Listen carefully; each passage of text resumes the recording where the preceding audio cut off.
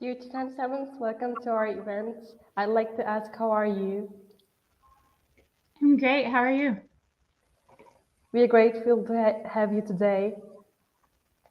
Dear guests, welcome to the first session of Third Rare Disease Day special event. In this session, our esteemed guest is 27th from National Organization of Rare Diseases. Dear 27th, we appreciate you giving your time to this event today. 27th will convey her extensive knowledge in the area of rare diseases and provide significant comprehension on diagnosis and the treatment of rare diseases and informational research. If you have any questions before or during the presentation, you can write on chat so we can ask to our guests after presentation. We would be pleased if you would write your questions in English. Attendance link will be shared through the chat. Please follow the link. Great. Thank you so much.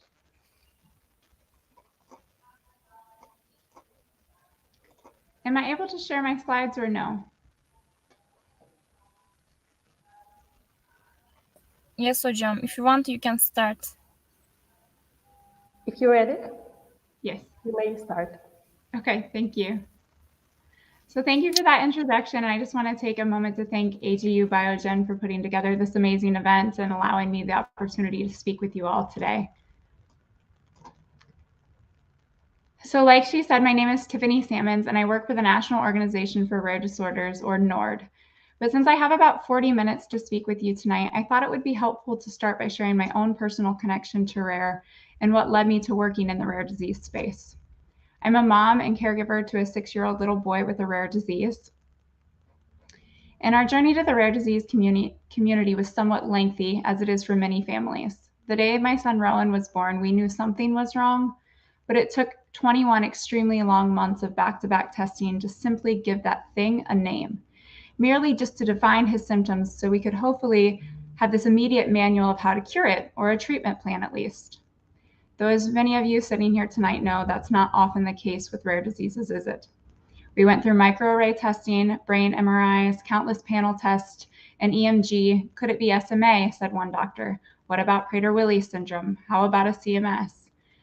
What about a myopathy? The list continued to go on until finally we reached the point of whole exome sequencing.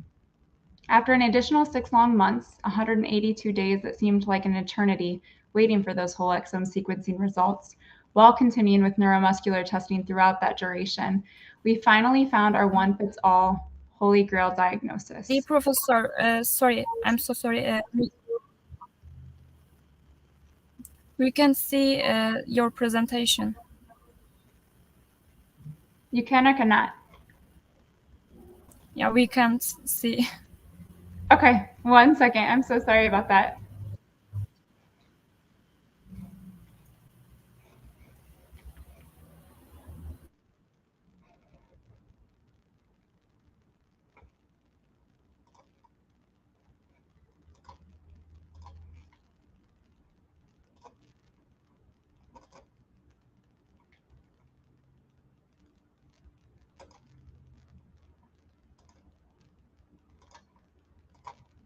How about now?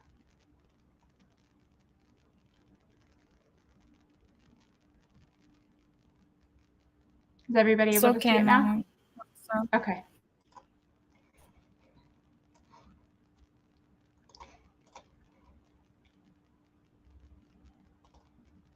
Okay.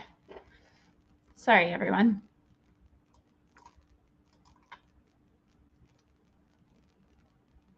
So we finally found our holy grail diagnosis after nearly 2 years of diagnostic odyssey, Coffin-Cyrus syndrome, a multisystemic connective tissue disorder.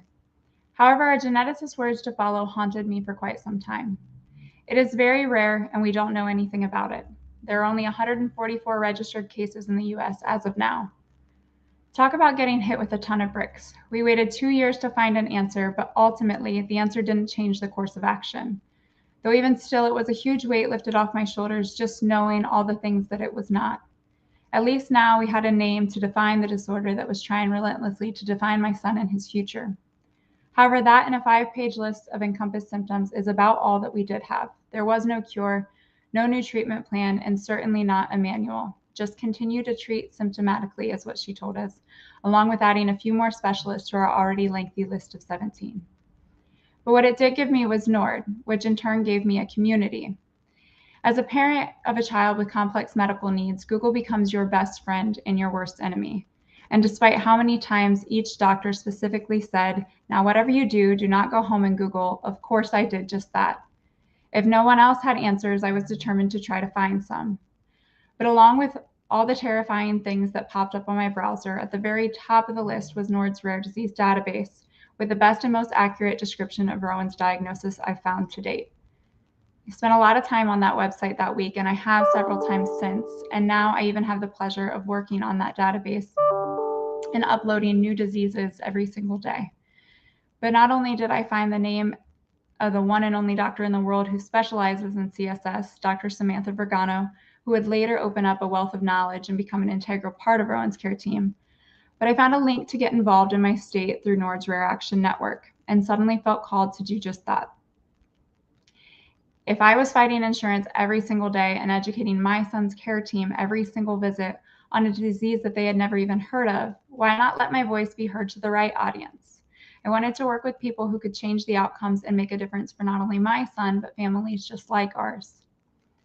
And Nord gave me the ability to turn my fears and anxiety of the future into drive and passion.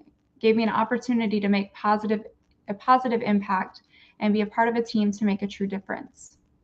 So I immediately reached out to see how I could get involved, and 2 weeks later, I was made aware that by happenstance, the former community engagement liaison was stepping down and the ambassador was looking to fulfill her role. And when I met with her to do the interview, it was in that very moment that I realized I was not alone. When you have a child or a sibling or a spouse or a parent, or you yourself are a patient living with a rare disease, you suddenly feel isolated and alone, like no one in the world has the slightest idea of the emotional roller coaster that you're going through daily. And in my opinion, sometimes that's the most terrifying part of the disease itself. So to further dive into Rowan's journey, I had a textbook pregnancy until my 36-week appointment. And I can still hear my OB's voice echo in my ear. How long has it been since you've seen your sweet baby on the ultrasound? Only a few weeks, I responded.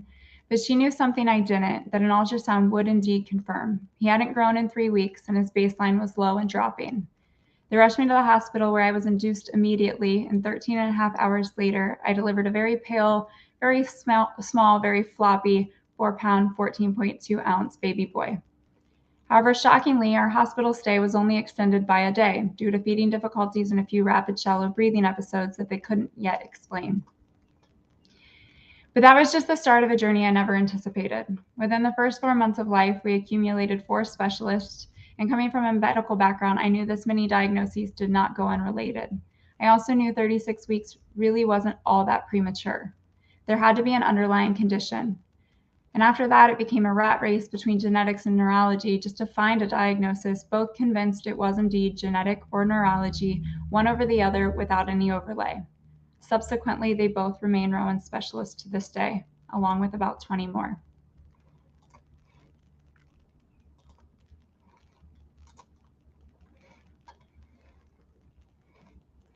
At 4 months old, he started physical therapy, and by 8 and 9 months old, we added OT, feeding, and speech therapy into the mix. Eventually, we would be transferred to the Perlman Center where he could receive all of those therapies at one location twice a week in a classroom setting alongside other children with a variety of rare diseases, his best friends. In the first year of life, milestones were extremely delayed, and he underwent his first eye surgery at 8 months old. He has since had 2 more.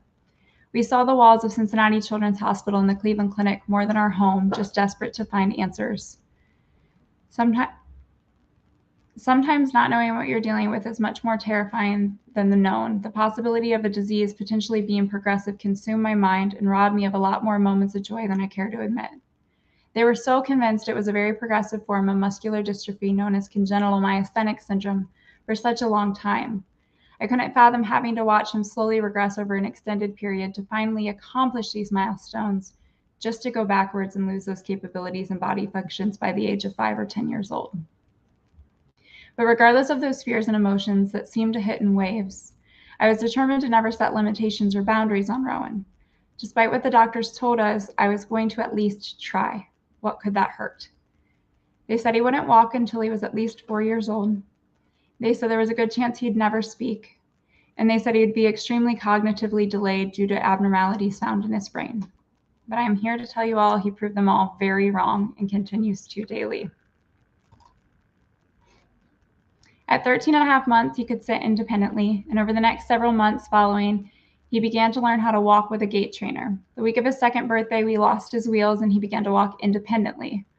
Shortly after, we graduated out of SMOs, and he began to say a few words and use them appropriately. He can problem solve better than anyone I know, which definitely keeps me as a mom on my toes. Though with victories came more hurdles to overcome, and the last few years have been no exception to that rule. Rowan's scoliosis progressed rapidly at the beginning of 2020. After trying TLSO bracing with no success, we started serial metacasting. For the following 2 years, every 2 to 3 months, he would go to the OR for a new half-body cast and then have 1 week off for his skin to breathe and heal. During that time, we'd enjoy water play, snuggles, tight hugs, and bath galore before we do it all over again. Rowan had to relearn how to walk when he received his first cast due to the weight and the new placement on his spine. He also had a G-tube surgically placed that year due to bronchiectasis from silent aspirations he was experiencing. He had a second eye surgery that ended up in an unexpected hospital stay due to airway complications coming out of anesthesia. And 2 weeks later, we landed ourselves back in the Cleveland Clinic at the start of COVID for an emergency surgery.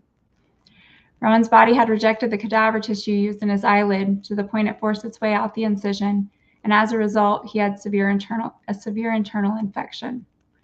He was given an autism spectrum disorder diagnosis that fall and referred into additional ABA therapy. He was then diagnosed with not 1, but 2 sleep disorders, which explains so very much about my own sleep patterns over the last 6 years. And to shake things up, he now has anaphylactic reactions to bee stings and a few other allergies, adding an allergist and immunologist into our mix. And due to oral sensory seeking, we have been in the hospital for 2 emergency surgeries due to swallowing foreign body objects over the past 6 months, alongside another scare last night that he is currently being monitored for. But despite all those obstacles, he did a lot of amazing, remarkable things the past couple of years. He learned to run. They said he wouldn't walk until he was 4, and he is now running. He's jumping. He can now say over 100 words, and he can count to 10, sort colors, stack blocks, say all of his ABCs, and follow one-step directions, things they said he'd never be capable of.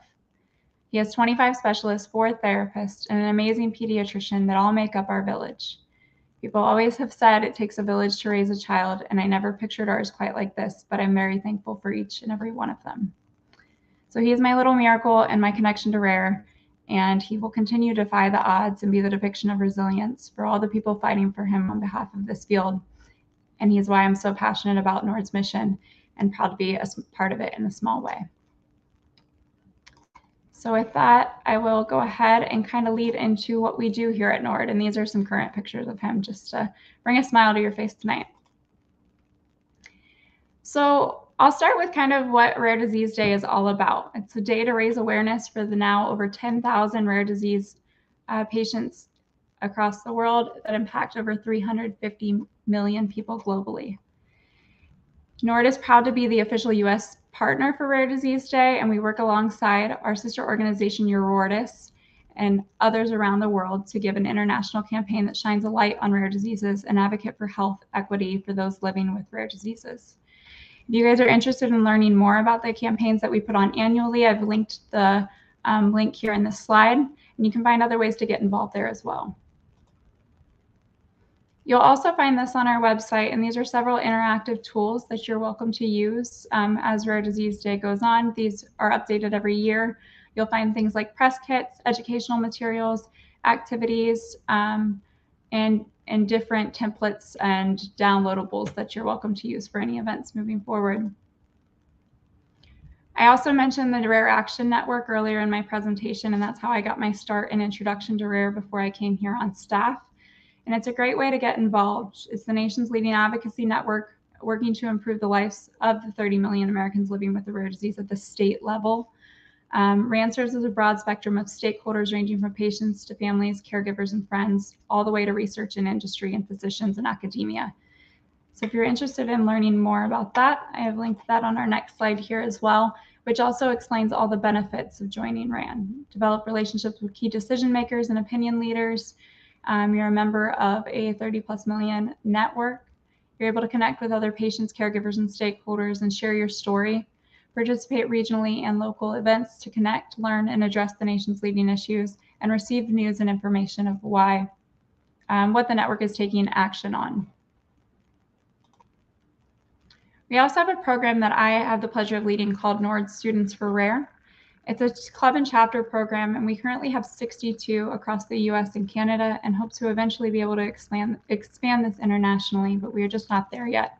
So if you're interested in getting involved in advocacy and awareness efforts, and you are a student, this is a great way. So feel free to reach out to me after this presentation if that interests you. These are other benefits of the program: priority for scholarships to our annual Rare Disease and Orphan Product Breakthrough Summit and Living Rare and Living Stronger Patient and Family Forum. You're able to network with other students across the country, we promote your major campus events and achievements on our social media channels and help you to plan those, and access to our educational opportunities such as special webinars and student meetings that aren't yet open to the public. And we also have special branding for our students and leadership experience. And it's a great way to build your resume and know that you're making a difference in this community. We also have a program called Running for Rare. It's one of NORD's large fundraiser campaigns that runs every year. Runners join together with a community partner to raise awareness for rare diseases, and the funds raised support NORD's mission to help improve the lives and well-being of our rare disease patients and families. If you're not a runner, I am not a runner. There are also opportunities for you to get involved as a community partner. And they really just help encourage our runners and ground them in the reason that they're doing this. If you want to do a fundraiser and that's something that interests you, we now offer a do-it-yourself fundraising campaign where we help you to pull off whatever fundraiser that you may want to do on your own. And we have a full fundraising guide and templates that you're able to do in 10-day challenges. So this is another way to help raise money for the community if that's something that interests you. I do want to take a moment just to thank all of our sponsors that made it possible for us to pull off our disease day this year, and for me to be able to do things like present to you guys here tonight. So what's happening at NORD currently in 2024? Our medical affairs have launched our NORD Centers of Excellence, which is one of our biggest projects that we're working on here at NORD. It launched in November 2021, but it's expanding year over year. We currently have 40 premier rare disease centers of excellence that are working together to reimagine the future of rare disease patient care and research. There's a list of those current centers here and a chance to reapply to become one of those annually. We also have 12 of the centers of excellence involved in working groups, each aimed at addressing high priority needs such as diagnostic approaches, access to testing, telemedicine and inter-site consultation, multi-site research and clinical trials, shared data collection and analysis, treatment guidelines, clinical applications of newly approved therapies, and patient education. There's also a medical education and career development working group, a public policy and advocacy working group, a DEI, and a mechanics and best practices working group as well. In our research department, we have launched the I Am Rare 2.0 registry. That launched in February of last year, and we have 29 clients moving from 1.0 to 2.0. So we had Rare 1.0, and now we've launched the 2.0. So that migration is still underway with 15 new clients onboarding currently. The I Am Rare program is powered by NORD, and it utilizes a cutting-edge cloud-based design that's mobile-friendly, secure, and easy to use. The automated survey reminders encourage long-term participant engagement. Its responsive and adaptive survey design enhances the participant experience and enables natural history data tracking. And data visualization tools provide participants with real-time de-identified data for comparison to other patients. The sub-studies encourage multi-stakeholder collaboration and minimize community fragmentation. So if you're interested in learning more about that, just go to our website and you'll be able to find all of this on the research tab. We also have a policy department that is working both on the state and federal levels. So they're helping to implement what we call our rare disease advisory councils here in the US. And we currently have 27 established to date, and they're focused on specific state legislation. I actually serve on the one here in Ohio, and they're advisory bodies that give the rare community a stronger voice in state government. So they address the needs of rare disease patients and families by giving stakeholders an opportunity to raise awareness and make formal recommendations to state leaders on the most important issues they face. Every RDoC is comprised a little differently. Some are able to work on writing legislation such as ours, and others are not, but they are comprised of many stakeholders ranging from patients and families to legislators to geneticists and other allied healthcare professionals. At the national policy and advocacy level, we've developed a task force comprised of 4 regions focusing on federal policy and grassroots advocacy efforts to fight for legislative solutions. So the issues we're currently working on are newborn screening, genetic testing, medical nutrition, telehealth, and protection of our Orphan Drug Act. Our patient assistance program is NORD's largest department, and it's where most of our money goes back straight into the patients and families that we serve.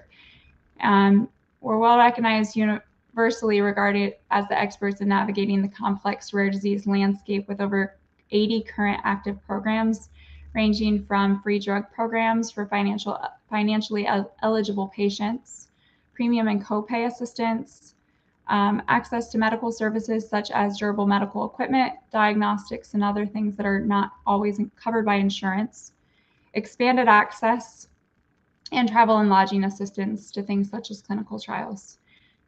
So since 2018, we have provided over $174 million in financial assistance for our patients and caregivers. Here's a link if you want to see all of the programs that we offer or a direct phone number. But this department, like I said, is the largest team here at NORD, answering over 69,000 calls a year and responding to over 65,000 emails from patients and caregivers directly. Membership has been working a lot on DEI efforts, and they were able to introduce a toolkit for patient advocacy organizations that you can find linked here, as well as Hispanohablantes listening sessions and educational resources to fill some of the barriers and gaps that we're seeing here.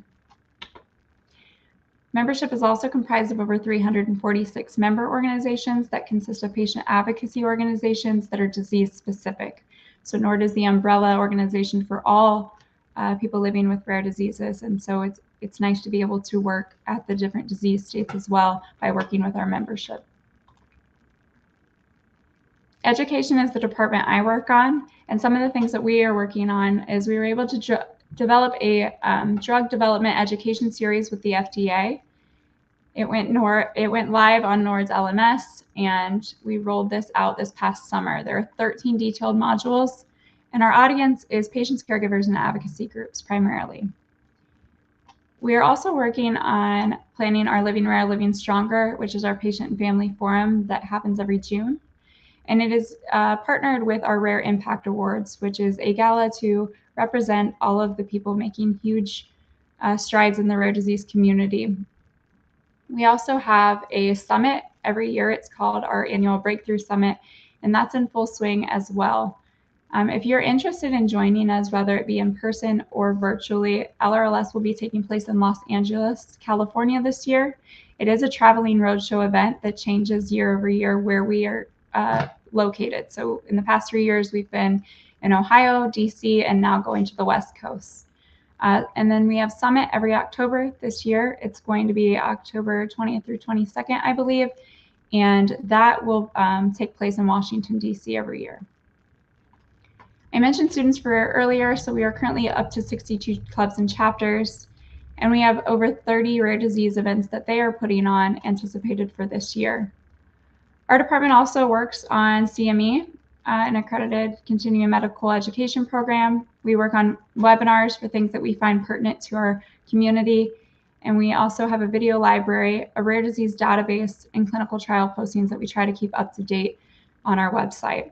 The rare disease database is probably the #1 driving factor that bring people to our website. And we have about 2 million views a month to our rare disease database. So we currently have several rare disease reports listed there that are medically reviewed, and you're able to find all of the most up-to-date information on those diseases that we have available. It's very helpful for both our patients and caregivers, as well as their providers.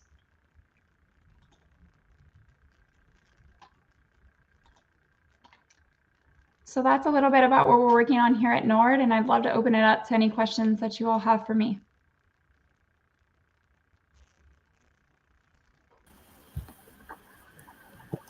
Thank you for your presentation, dear professor. If you wish, we can take the questions now.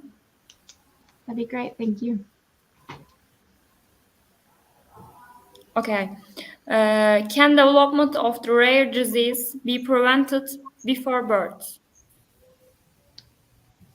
It depends on the disease itself. So that's one reason that we're trying to expand testing capabilities and what's screened prior to birth. So there are things that, you know, if screened prior, it can definitely change the course, especially with progressive diseases. It's really dependent on which disease and what it affects.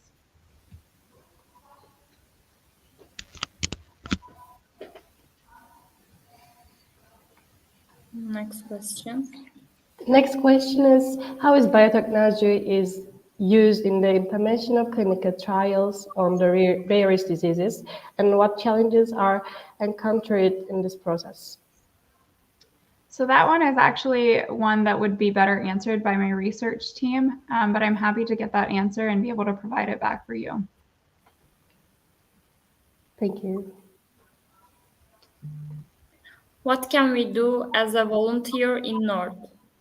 So there's several ways to get involved, whether it be our Students for Rare program. If you're not a student yourself, we also have opportunities to get involved in that program as faculty positions and advisors. There's ways to get involved, like I mentioned, with Running for Rare. And there's just ways to get involved through our Rare Action Network or volunteering on site for any of our events. So there's really a multitude of ways to get involved. On the link that I shared, and I'm happy to share these slides out afterwards with anybody who's interested, there is a link that provides all of the current opportunities to get involved that we have available right now. Thank you. Another one is, what is the research on the psychological effects of rare diseases and what progress is being made in this regard? Mental health is a huge part of having a rare disease, both on the patients as well as their caregivers and family members. And we're even seeing now on the provider level as well. A lot of the providers are mentioning, you know, that there's a lot of weight on their shoulders to try to really find these diagnoses and be able to help change the trajectory of these patients' lives. And they feel like they're on a ticking clock as well as the patients to really provide these answers. And so we're doing a lot of research in the mental health space, and that's part of our 2 events that we'll be hosting panel sessions devoted to those events with leading experts in the field.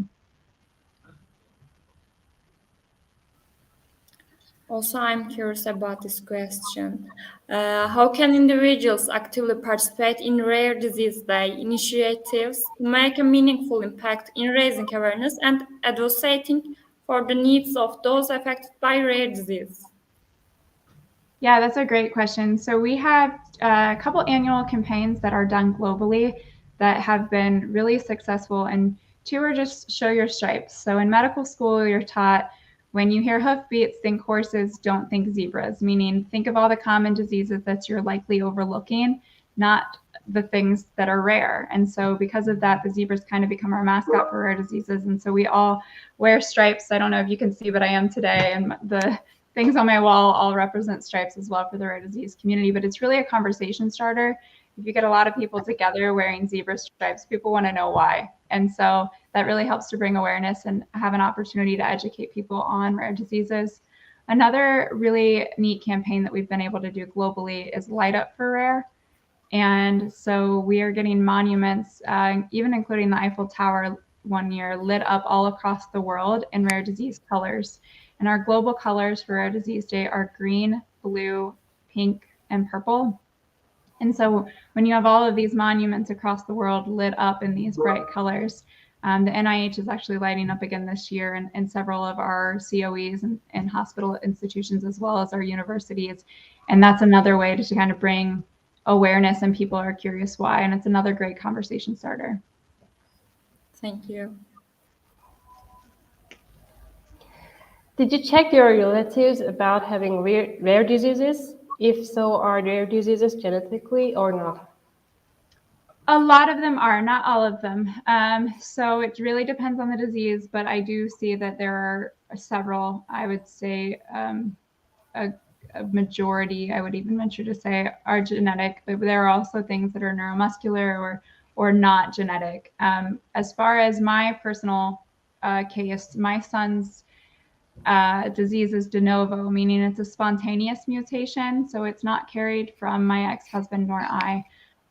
However, we did go through extensive genetic testing as well to test for anything that we should be on the lookout for, or that would have affected having future children had we decided to do that. And so we do advise that for several families if it is recessive or a dominant trait, so that, meaning it could be passed down. Thank you. What can be done to increase society's awareness of bioinvention and rare disease? I think naturally by increasing awareness of rare diseases and that this community exists, not to mention the entire undiagnosed community that we know are rare, but we don't yet have names to call these diseases or capabilities of testing. By raising general awareness of the diseases, it helps get more people involved to make a difference in the bioinvention space. We've exhibited at conferences before, and I had people that were working on developing drugs for rare disease patients come up to me and say, well, what do you do? And I explained what we did. And they said, that's so interesting. We've never met any of the patients. We never talked to the patients. And that really bothered me. It really sat with me for a while that they don't have a chance to really meet the people that they're impacting their life so greatly. So I think just raising a greater awareness of rare diseases in general will really help to drive change in the bioinvention space. I guess that's all the questions. As we conclude this insightful session led by Professor Tiffany Simons, I'm truly honored to have had the privilege of moderating this segment of our Rare Disease Congress. Thank you, Professor Tiffany Simons, and thank you all for your engagement in this vital discourse. Thank you for the Thank you for your opportunity. contribution.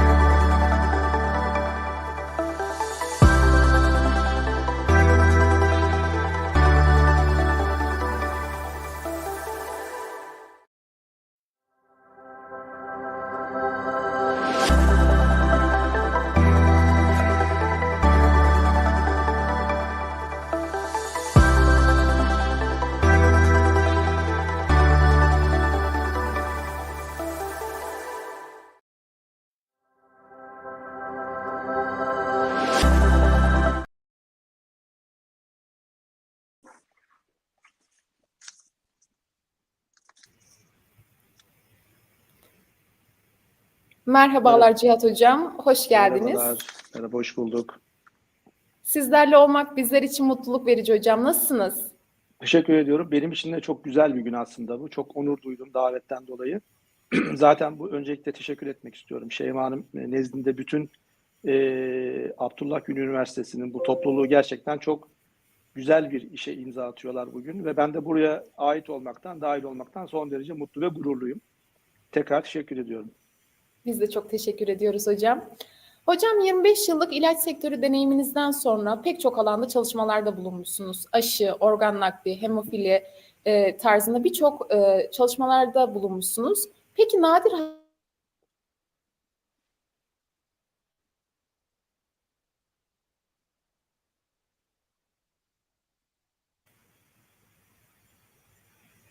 Orada bir kesinti oldu galiba. tekrar edeyim hocam, kusura bakmayın lütfen. Estağfurullah. Hocam birçok çalışma alanınızdan sonra nadir hastalıklar alanına nasıl yöneldiniz? Dilerseniz bu süreci sizlerden dinleyelim.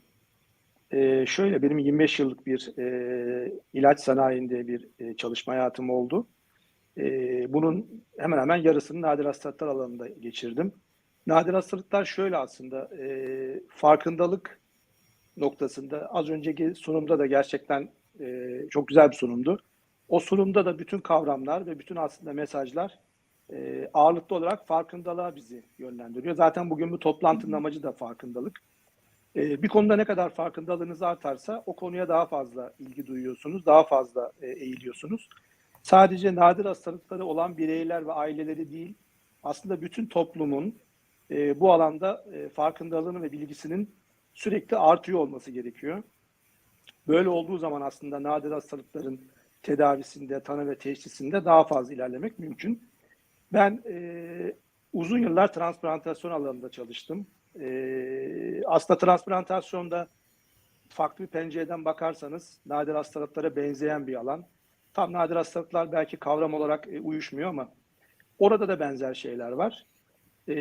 Bu alandan nadir hastalıklara geçtikten sonra daha önce hiç farkında olmadığım kavramlar, bilgilerle karşılaştım. Yaklaşık 5-10 yıldır zaten nadir hastalıklar çok fazla konuşuluyor. Dünyada da hemen hemen 2000'li yıllarda bu kavram çok fazla konuşulmaya başlandı. Ve bu alanda da çok fazla yolumuz var. Yani pek çok tedavide çok yol aldı tıp belki ama nadir hastalıklarda henüz ilerlememiz gereken çok daha fazla bir yol olduğunu düşünüyorum. Bunu da farkındalığı artırarak hep birlikte yapabiliriz diye düşünüyorum. Benim bu alana geçmem de benim açımdan da aslında şöyle bir şey oldu. Bu alanda hizmet vererek ben hizmet hayatımı tamamladım. İyi ki de nadir hastalıklar alanında da çalıştım diye söylüyorum şu anda kendi kendime. Tekrar teşekkürler. Bu toplantı çok güzel bir toplantı. Biz teşekkür ederiz hocam.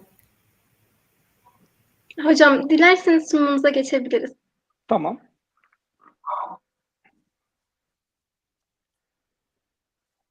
Herkese tekrar merhabalar. Bugün gerçekten güzel bir gün, özel bir gün. Benim de uzun yıllar içinde olduğum nadir hastalıklar kavramını tekrar ele almak, bu şekilde buraya dahil olmak benim açımdan son derece gurur verici. Tekrar bu mutluluğumu, bu düşüncelerimi paylaşmak istedim.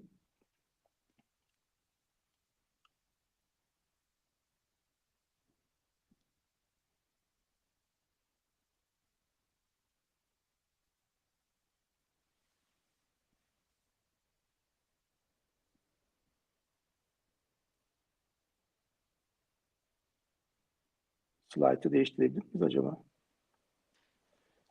Önce çok kısa kendimden bahsetmek istiyorum. Az önce aslında güzel bir şey geçti benimle ilgili ama 1969 Ankara doğumluyum. Hacettepe Üniversitesi Arkeoloji ve Sanat Tarihi mezunuyum. 25 yıl ilaç sanayinde çalıştım. Transplantasyon en çok çalıştığım alandı. Ardından nadir hastalıklar alanında çalışma şansım oldu. Burada da hemofili ve Gaucher alanında çalıştım ve büyüme hormonu eksikliği alanlarında. Bu üç alanda da farklı deneyimlerim oldu, farklı gözlemlerim oldu. Şimdi az önceki sunum zaten çok güzel bir sunumdu ve benzer kavramlar yine benim sunumumda da var. Ben bu kavramları aslında burada belirtip bununla ilgili biraz üzerinden geçeceğim. Şimdi nadir nedir, neden nadir diye bir soru aklımıza gelebilir. çok az görülen bir şeydir, nadir ama şöyle aslında hasta ve hasta yakını açısından bakarsak her ne kadar çok nadir de olsa o hasta için aslında işte nadir bir durum değil veya ailesi için. Farkındalık en önemli konu bence. Bu gündemin, bu toplantının da aslında asıl amacı bu. Farkındalık ne kadar artarsa bu alanla ilgili de yapılacak şeyler çok da fazla ilerleme şansı var. Ben COVID-19 örneğini hemen vermek istiyorum. Hayatımıza girmeden önce hemen hemen hiç kimsenin böyle bir farkındalığı olduğunu pek düşünmüyorum. Bir salgından, bu salgının bize neler getirebileceğinden çok fazla bir bilgimiz yoktu. Ama ne zaman ki COVID-19'la karşılaştık ve hepimiz bir anda farkındalığımız arttı, bilgimiz arttı, kendimizi korumaya başladık, ailemizi korumaya başladık. Aslında nadir hastalıklarda da durum hiç farklı değil. Zaman çok önemli. Zaman hem hasta için hem hasta yakınları için önemli, hem tedavi veren hekim için önemli. Teşhis ve tanıda zaman çok önemli. Tedavi zamanında zaman çok önemli. Tanı ve teşhis, tedavi kısımları aslında üzerinde durulması gereken en önemli başlıklar. Nadir hastalıklarda tanı ve teşhiste önce süre çok ön plana çıkıyor. Benim deneyimlerim ve gözlemlerimde genellikle geç teşhis edilebiliyor nadir hastalıklar. Tabii bunun da şöyle sebepleri var. Hastalıkların tanısını konmak gerçekten çok zor. Özel testler yapılması gerekiyor. Genetik testler, enzim testleri. Bu anlamda bu teşhis süresi biraz uzayabiliyor. Burada hastanın başvurduğu hekimin ve kliniğin de son derece önemli bir rolü var. Tabii ki hekimde ve klinikte nadir hastalık deneyimi farkındalığı yüksekse tanı ve teşhis süresi kısalabiliyor. Bir de multidisipliner bir hastalık olduğu için nadir hastalıkların çoğu hasta birden fazla branşa gidiyor. Dolayısıyla benim çalıştığım süreçte hematoloji, gastroenteroloji, endokrinoloji, çocuk metabolizma gibi alanlarda hastanın birkaç benzer semptomdan dolayı belli bir zaman gezdiğini ve bu branşların herhangi birinden bir tanı alana kadar bir zaman geçirdiği söz konusu. Doğru ve tanı ve teşhis için farkındalık yine çok önemli. Özel testler, özel genetik testler yapılıyor. Bu testlerden bazen sonuçları çok net alabiliyorsunuz, bazen alamayabiliyorsunuz. Bu da süreyi uzatıyor tanı ve teşhiste. Dolayısıyla gerçekten çok komplike bir durum söz konusu nadir hastalıklar için. Gaucher örneğini verecek olursam, çalıştığım en son nadir hastalıklardan bir tanesi Gaucher'ydi. Ondan önce hemofili çalışmıştım uzun bir süre. Gaucher de bildiğiniz gibi lizozomal bir hastalık ve genetik bir hastalık. Dolayısıyla enzim ve genetik testle tanı konuyor. Ama tabii bu tanıyı koyarken hastanın yaşadığı semptomlar birbirinden çok farklı. Bu farklı semptomlardan dolayı farklı hekim gruplarına gidebiliyor hasta. Dolayısıyla burada o klinik içerisindeki linklerin, hekimler arası, klinikler arası linklerin gerçekten çok büyük önemi var. Multidisipliner yaklaşımın olması çok son derece önemli. Gerek hekim, gerek yardımcı personelin de burada çok önemli bir rolü var. Bunların çok iyi işlediği klinikler var ülkemizde, ne mutlu ki. Dolayısıyla buralarda nadir hastalığı olan bireylerin aslında tanı ve teşhis alması çok daha kolay hale geliyor. Tedavi kısmına aslında geçersek, tedavi kısmında aslında çok daha fazla kavram var. Çünkü az önceki sunumda da Sayın Tiffany Simpson bahsetti. Hatta çok güzel vakalarla aslında anlattı. Görsel olarak da güzeldi. Çok az ürün var tedavi eden ve tedavi gerçekten çok maliyetli. Yaklaşık %95'i henüz nadir hastalıkların tedavi edilemiyor. Çok az bir kısmı, %5'i tedavi ediliyor. Ar-Ge çalışmaları çok uzun zaman alıyor ve gerçekten çok pahalı çalışmalar. Çünkü bu moleküllerin çok özel moleküller olduğunu biliyoruz. Bunların uzun zaman onay alması, faz çalışmaları geçiyor. Dolayısıyla sürekli yeni bir ürünün veya yeni bir tedavinin çıkması çok zaman alabiliyor. Nadir hastalığı olan bireylerin hospitalizasyon süreleri, hastanede kalışları ve sıklığı, bunlar tedavi son derece etkiliyor. Yine başka bir konu, başka bir kavram, tedaviye uyum. Tedaviye uyum da son derece önemli bir konu. Çünkü zor bir tedaviden bahsediyoruz. Zor bir süreç, kronik bir süreç. Hastalar ömür boyu tedavi alıyorlar. Dolayısıyla tedavilerin aksamaması ve uyumun da son derece önemli olduğunu söyleyebiliriz. Evde tedavi veya hastane tedavi seçenekleri var. Bu da yine hastanın tedavi uyumunu kolaylaştıran veya zorlaştıran bazı faktörler. Kişiselleştirilmiş bir bireysel tedavi nadir hastaların hemen hemen tamamında son derece önemli bir yer tutuyor. Çünkü her hasta aynı semptomları veya aynı sonuçları veremeyebiliyor. Tedavi başarısı süreçleri hastadan hastaya değişiyor. Dolayısıyla burada gerçekten çok sabırlı olmak, tedaviyi çok uyumlu bir şekilde geçirmek gerekiyor. Tabii ki bu süreçler ne kadar zor da olsa çok yüz güldüren şeyler de var. Mesela gen tedavisi. Özellikle BioGen'in biyolojik ve genetikle alakalı olduğunu bildiğim için biyoloji ve genetiğin nadir hastalıkların geleceğinde son derece önemli olduğunu buradan tekrar söylemek istiyorum. Yaşam kalitesi, nadir hastalığı olan bireyler de aslında kaliteli yaşama sahip olabilirler. Yaşam kalitesi onlar için de çok önemli. Aileleri için çok önemli özellikle.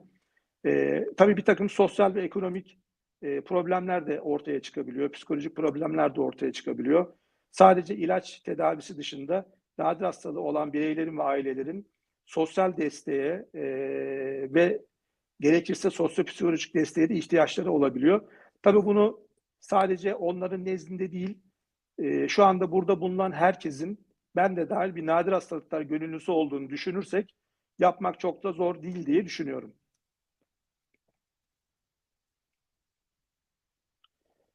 Aslında bu rakamları az önceki sunumda da gördünüz. 2000'de bir ve daha nadir olan daha sıklığı az olan hastalıklara nadir hastalık olarak kabul ediliyor.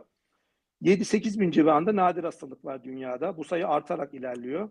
Ülkemizde de yine 5 ila 7 milyon arasında bir nadir hastalıktan etkilenen insan olduğu düşünülüyor. Bu sayı, dikkat ederseniz, çok önemli bir sayı. Ne kadar nadir desek de 80 milyonluk bir ülkede 5 ila 7 milyon nadir hasta olan bireyin aslında çok önemli bir yer tuttuğunu söyleyebiliriz.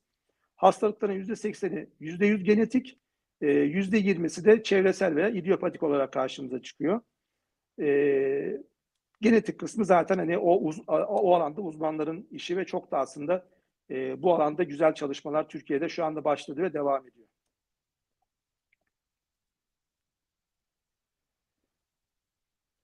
Nadir hastalıklardan ne yazık ki en çok çocuklar etkileniyorlar. Doğumdan hemen sonra ortaya çıkabiliyor. %50'den fazlası. İlk bir yaş içerisinde maalesef ölüm oranı %35, 5. yaşa kadar %30. Türkiye'de 5-6 milyon nadir hastalığı olan birey var demiştik. Bu aslında dünya ortalamasından veya dünyadaki diğer ülkelerden biraz daha fazla. Burada da Türkiye'deki akraba evliliğinin hala %20-22 civarında olmasının önemli bir etken olduğunu söyleyebiliriz. Tanı alana kadar da ortalama 8 farklı branşa başvuruyor nadir hastalığı olan bireyler. Farkındalık, az önce sunumun başında söylemiştim. Bu aslında sunumumun ana konusu. Özeti farkındalık olarak tekrar söyleyebilirim. Ama tabii farkındalık sadece hasta bireyin veya onun ailesinin veya tedavi veren hekimin değil, bütün toplumun aslında paylaşması gereken bir şey olduğunu düşünüyorum. Hastanın ve bireyin, ailenin, hekimin, tedavi veren hastanenin ve kliniğinin, tedavi merkezlerinin, ki birazdan ondan da bahsedeceğim. Nadir hastalık tedavi merkezleri de Türkiye'de artık kurulmaya başladı. Dernekler çok önemli. Özellikle farkındalığın artması ve yaygınlaşması, bu hasta bireylerin ve ailelerin de kendilerini daha rahat hissedebileceği yerler, dernekler.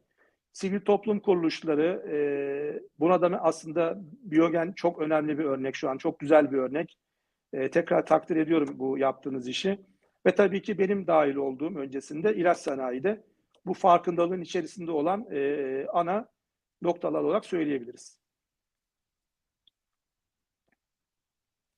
Odakta ne var? Nadir hastalıklarda odak çok önemli. Aslında az önce saydığım bütün her şey odakta olmalı. Yani sadece hasta birey değil, nadir hasta olan birey ve ailesi değil, sadece bu hastalık o ailenin evin içerisinde yaşanmamalı. Sadece onların üzerinde olmamalı veya o yükü sadece onlar taşımamalı diye düşünüyorum. Aile zaten bu yükü önemli ölçüde sırtlıyor. Hekim sırtlıyor, özellikle tedavi veren hekim. Çünkü kronik bir tedavi ve hayat boyu devam ediyor. Kısa süreli bir tedavi olmadığı için artık o aradaki iletişim gerçekten son derece önemli. Hastane son derece önemli. Hastanenin fiziki koşulları, yardımcı personel çok önemli. Dediğim gibi tedavi merkezleri şu anda nadir hastalıklar için son derece umut veren bir gelişme. Yine dernekler, sivil toplum kuruluşları ve ilaç sanayi de bu alan içerisinde olmaya devam edecek bundan sonra. Bütün ana amaç nadir hastalığı olan bireylerin ve sonrasında nadir hastalığı olacak bireylerin bu anlamda tedavilerinin doğru yapılması, tanı ve teşhislerinin zamanında olması ve onları bir an önce yaşama karıştırmak, hayata karıştırmak ve sağlıklı bireyler gibi hayatlarını devam etmelerini sağlamak olacak. Tanı ve tedavi merkezlerini bir başlık altına aldım. Çünkü bu Türkiye için de çok eski bir konu değil. Benim de mesela kuruluşuna şahit olduğum tedavi merkezleri var. Dolayısıyla bu tedavi merkezlerinin şöyle bir avantajı olacak. Nadir hastalığı olan birey öncesinde bir hastaneye gitmek yerine direkt nadir hastalıklar olan bir merkeze gidebilecek ve bu merkezde bu hastalıklarla ilgili bütün tanı ve teşhisle ilgili testlerin, genetik testlerin, enzim testlerinin veya diğer tarama testlerinin yapılması son derece önemli olacak. Çünkü dediğim gibi zaman son derece önemli bu nadir hastalığı olan bireyler için. Bu merkezler peki neler yapıyorlar? Toplum, aile ve yeni doğan taramaları yapılıyor. Gazi Üniversitesi'nin toplantıya başlamadan önce Gazi Üniversitesi'nden birkaç hocamla görüştüğümde yeni doğan taramasının başlatıldığını söylediler. Bu son derece güzel bir haber. Çünkü yaklaşık 5-6 yıldır bununla ilgili uğraşıyorlardı, planlıyorlardı. Yeni doğan taramasının şöyle bir avantajı olacak. Toplumda ne sıklıkta nadir hastalıklar görülüyor? Prevalansı nedir? Ve bunun azaltılması için neler yapılabilir? Çok kısa sürede tanı konmak adına özellikle bu çok önemli. Yeni doğan taramasında çünkü tanıyı ve teşhisi çok erkenden koyabiliyorsunuz. Genetik altyapısı varsa zaten. Ve hasta çok erken bir zamanda tedaviyle buluşuyor.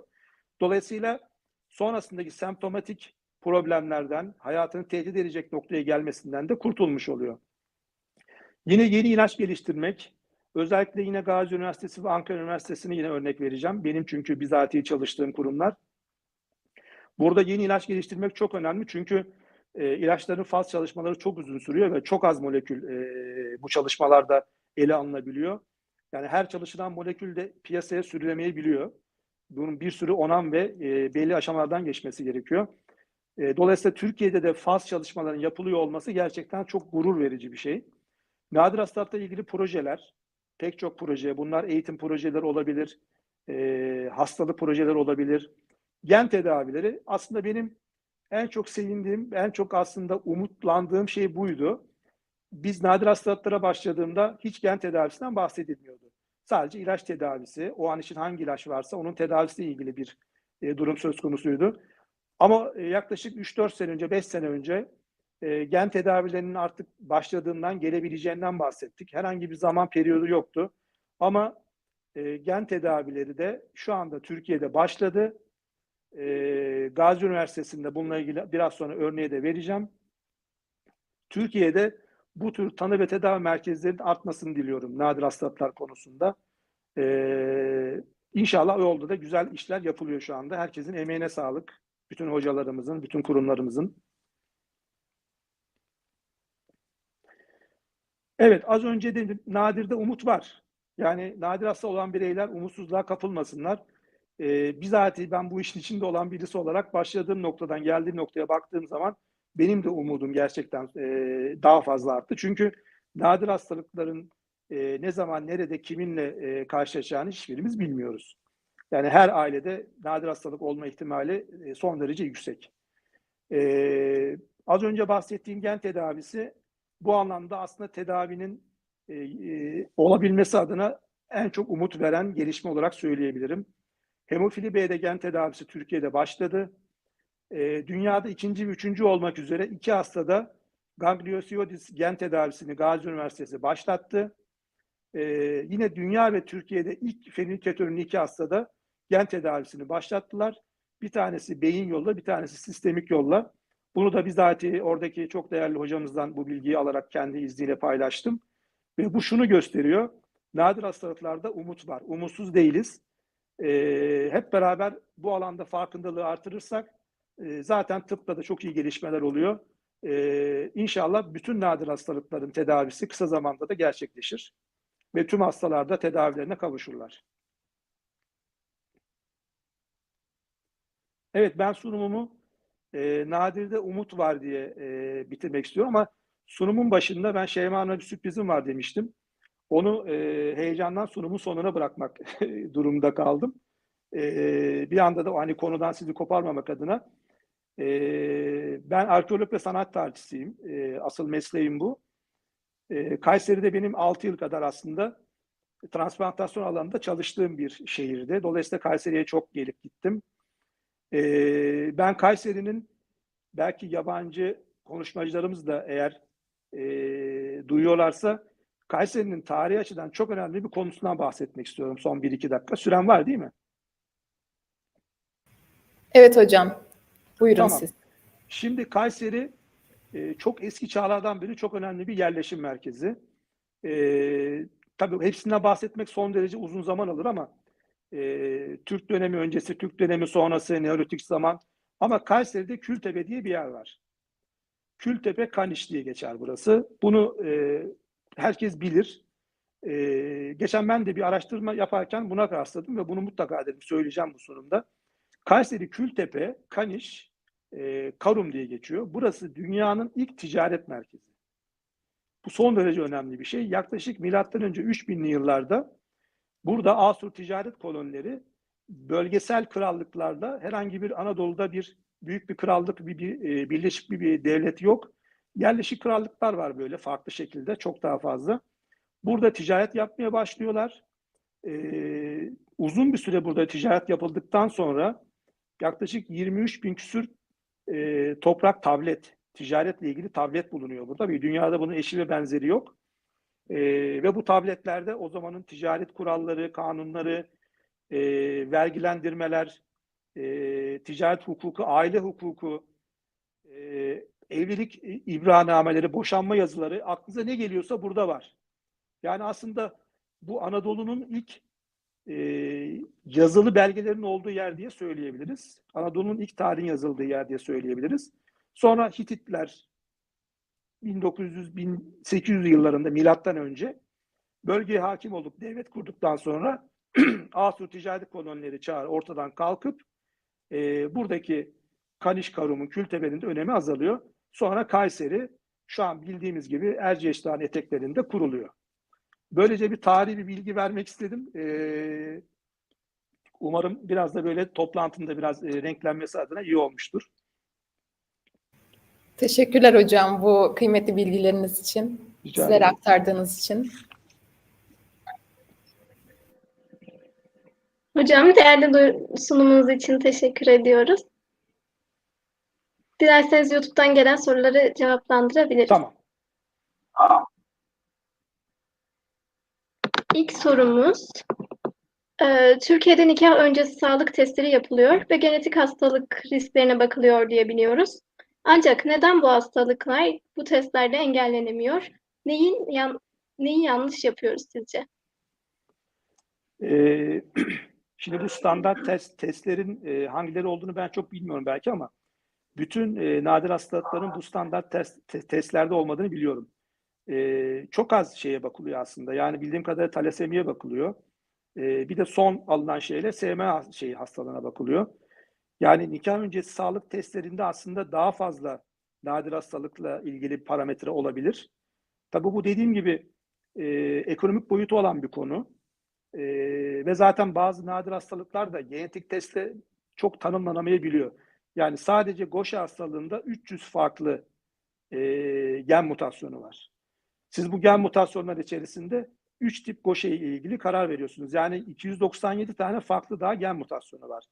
Orada çok detaya girmedim hani çok böyle klinik bilgi olması açısından ve tıbbi bilgi olması açısından.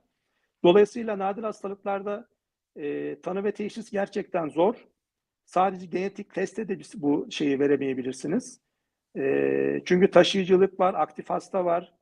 Yani çok aslında genetik kısmı benim konum değil belki ama sadece bu alanda yeni doğan taramalarının aslında şu an için çok önemli olduğunu söyleyebilirim. Bu biraz da prevalansı hastalık hangi şeyde çok daha fazla onu gösterecektir. Mesela Gaucher hastalığı Doğu ve Güneydoğu Anadolu bölgesinde diğer bölgelere göre daha fazla görülüyor, daha sık görülüyor. Bunun da sebebi işte akraba evliliği. Belki akraba evliliği konusunda da hani farkındalığın artması gerekiyor. Türkiye için söylüyorum bunu. Çünkü %22 oldukça yüksek bir oran.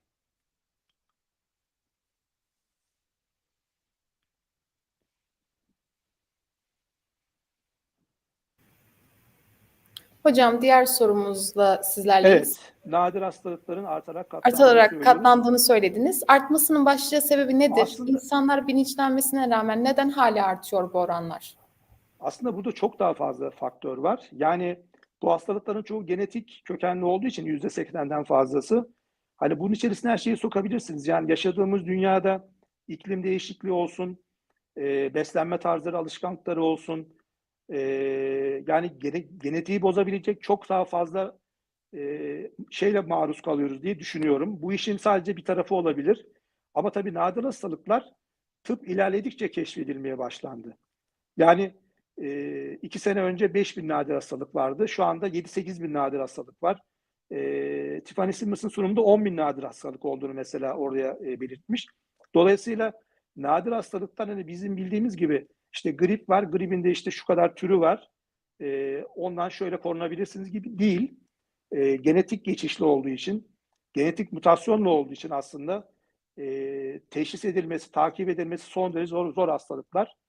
Dolayısıyla sayının artarak gitmesinin sebebi bunlar olabilir. Ama tabii gen tedavisi nadir hastalıkların tedavisinde bence en çığır aşan tedavi olacak.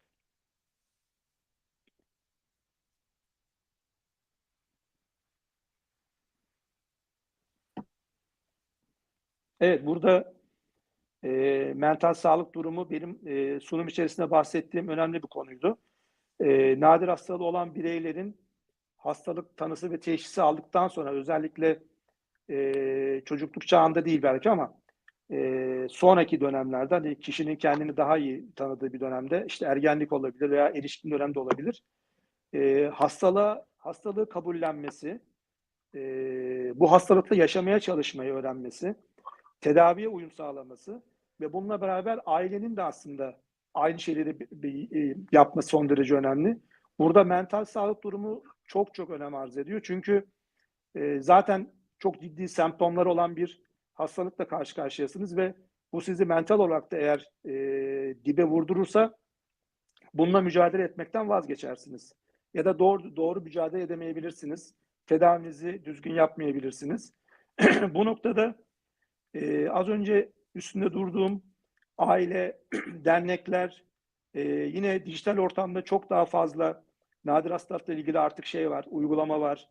Mesela Türkiye'de de nadir hastalıklar ağı var. Buraya 7-8 dernek bir araya girip çok güzel bir ağ kurmuşlar. Bu nadir hasta olan bireyler buralara dahil olabilirler ve buralardan çok ciddi destek görebilirler ki bu son derece önemli. Mental olarak kabullenmek ve süreci böyle yaşamak gerekiyor diye düşünüyorum.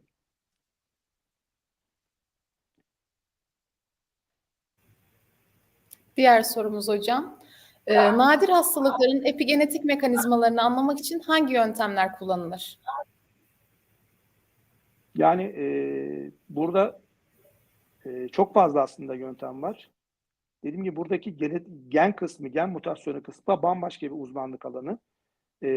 Türkiye'de zaten nadir hastalıklarla ilgilenen çok güzel hekim toplulukları ve alt birimler var. Mesela endokrinoloji uzmanlarının veya hematoloji uzmanlarının bir nadir hastalık alt birimi var.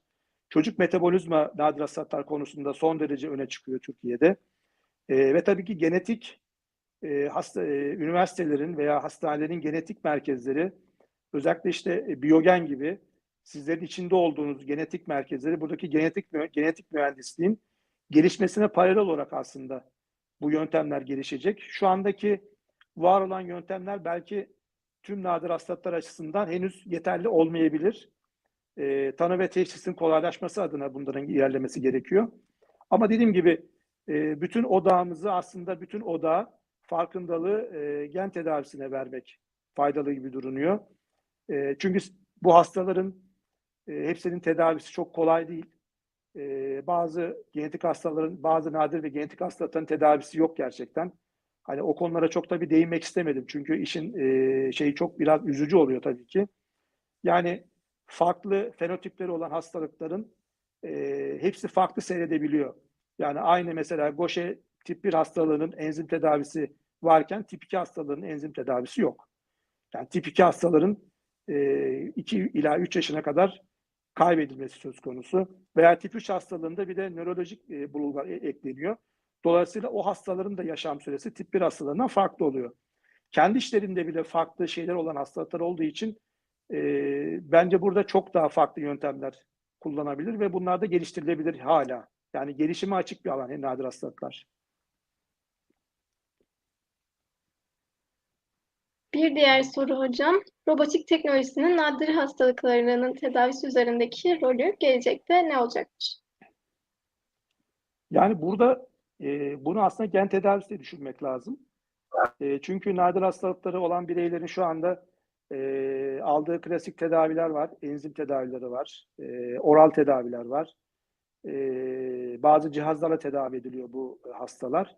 Tedavilerin büyük bir kısmı hastanede yapılıyor, bir kısmı evde yapılabiliyor. Evde tedavi kısmı da belki geliştiriyor ama robotik teknoloji daha çok yeni bir teknoloji olduğu için kesinlikle nadir hastalıklara uyarlanabileceğini düşünüyorum. Burada belki gen tedavisinde robotik teknolojiden faydalanabilir. İlk etapta aklıma gelen bu oldu.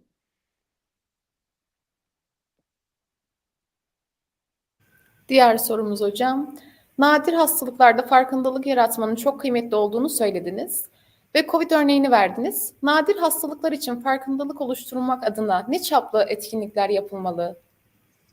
Yani özellikle şimdi dünyada sadece bir gün nadir hastalıklar günü kutlanıyor aslında ama yani bence her gün nadir hastalığı olan bireyler ve aileleri bununla yüz yüze geliyorlar veya onları tedavi eden hekim ya da işte sanayi içerisinde olan bizler bunlarla karşılaşıyoruz. Bu örnekleri görüyoruz, duyuyoruz veya gündemimizde tutuyoruz. Dolayısıyla nadir hastalığı olan veya olmayan bence herkesin yarın olacakmış gibi bu hastalıklarla ilgili bilgilenmesi, bilinçlenmesi veya çevresinde varsa onlara destek olması son derece önemli. Yani bir şey paylaşılırsa aslında azalır, yükü azalır. Paylaştığımız sürece de daha iyi noktaya getirebileceğimizi düşünüyorum. Farkındalık, e, benim bütün sunumumun özeti farkındalık da aslında kelime olarak. Yani her şey onun etrafında toplanıyor. O yüzden bu soru da güzel bir soru oldu. Her bireyin yani sadece hekimin değil, yardımcı personelin değil, bizlerin, bu alanda olan olmayan herkesin farkındalığının olmasında fayda var. Artık dijital çağdayız. Yani her şeye ulaşmak çok kolay. Dolayısıyla bir sisteme girdiğiniz zaman herhangi bir yere tıkladığınız zaman karşınıza her bilgi geliyor. Buradan bilgilenmek mümkün. Ama tabii ki şurada bir gerçek, hani nadir hastalığı olan bireyler, aileler veya onların çevresindeki insanlar daha fazla farkındalığı artan insanlar oluyor. Hani bir nadir hastalıklar pandemisi olmayacağına göre COVID gibi bizim bu noktada biraz daha bireysel olarak çaba göstermemiz lazım. Yani bunu bir şey gibi, görev gibi düşünmemiz lazım. O zaman farkındalığın ben daha da artacağını düşünüyorum.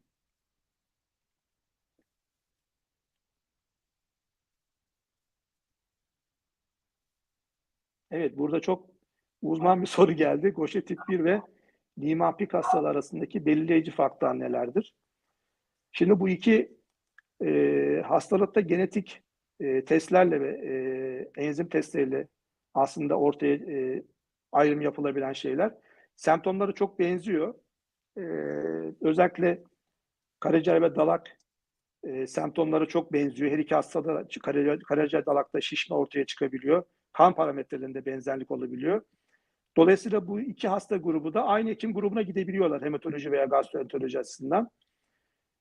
Ama tabii şöyle, Gaucher tip 1 hastalığı Niemann-Pick'e göre daha sık karşılaşıyor.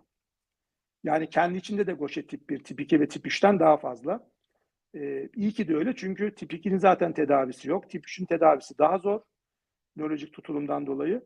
%95 hastalar Gaucher tip 1 olarak ortaya çıkıyor. Dolayısıyla enzim testi ve mutasyon testiyle Gaucher tanısı konabiliyor.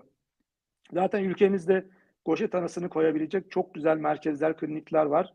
Kendi alanında multidisipliner yaklaşımı kurmuş, klinikler arası linkleri oturtmuş kurumlarımız da var. Bu anlamda içimiz çok rahat olabilir. Niemann-Pick hastalığının görülme sıklığı Gaucher'den biraz daha düşük. Ama dediğim gibi semptomları benzer olduğu için ayrıcı tanı burada mutlaka mutasyon testiyle ortaya çıkabilir. Diğer bir sorumuz hocam. Nadir hastalıkların tanı ve tedavisi için biyomühendislik ve genetik teknolojileri nasıl kullanılabilir? Aslında bu bizim Nadir'de umut var konumuzun sorusu. Ben Nadir'de umut var derken gerçekten bunu yürekten söyledim. Çünkü sunum hazırlamadan önce Bilge Hoca'yla yaptığım görüşmede Türkiye'de gen tedavisinin başladığını duymak beni son derece mutlu etti ve rahatlattı. Bu nedenle biyomühendislik ve genetik teknolojileri bu işin geleceğinde olabilecek şeyler. Yani artık yeni bir enzim, yeni bir oral tablet bulmaktansa hastanın tedavisini işte 2 saatten 1 saate indirilen ek aparatlar yapmaktansa genetik tedaviyle yani bu işi kökünden çözecek, hastayı gerçekten o hastalıktan kurtarabilecek ya da her şeyi minimalize edebilecek bir tedavi sonucu zaten biyomühendislik ve genetik teknolojilerden geçiyor. Bu noktada ben şu anda biz izleyenlerin içerisinde bu alanda çalışan ve çalışıyor olan bir sürü insan olduğunu biliyorum. Bu da benim açımdan çok gurur verici bir şey. İyi ki varsınız ve bu yolda da gerçekten yolunuz açık olsun. Çünkü bu çok insana fayda verecek bir alan. Genetik mühendisliği veya biyomühendislik. Benim de şu anda hani gururla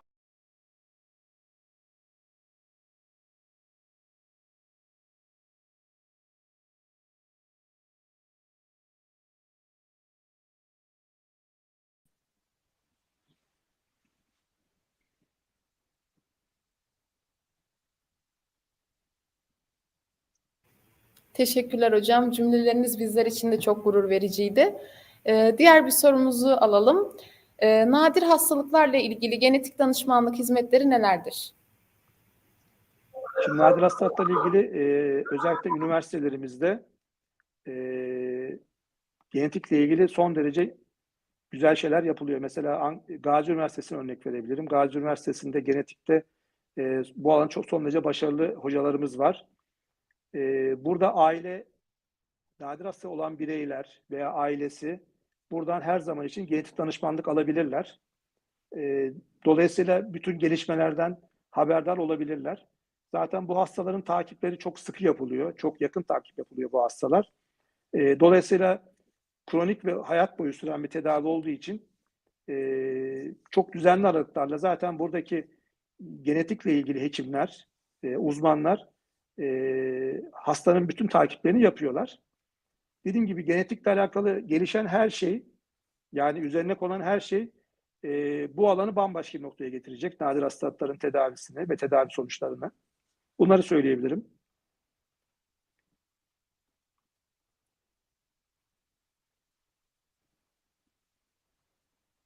Nadir hastalıklarda kök hücreyle ilgili çok net bir şey duymadım şu an için ama hangi hastalıklarda ne kadar kullanılabiliyor, ne kadar sınırlı kullanıp kullanılmadığını bu alana çok bakmadım. Sadece genetik tarafla birazcık ilgilendim sunum öncesi. Ama kök hücreyle ilgili de mutlaka tedavi aşamasında kullanılabilecek seçilmiş hastalar olabilir.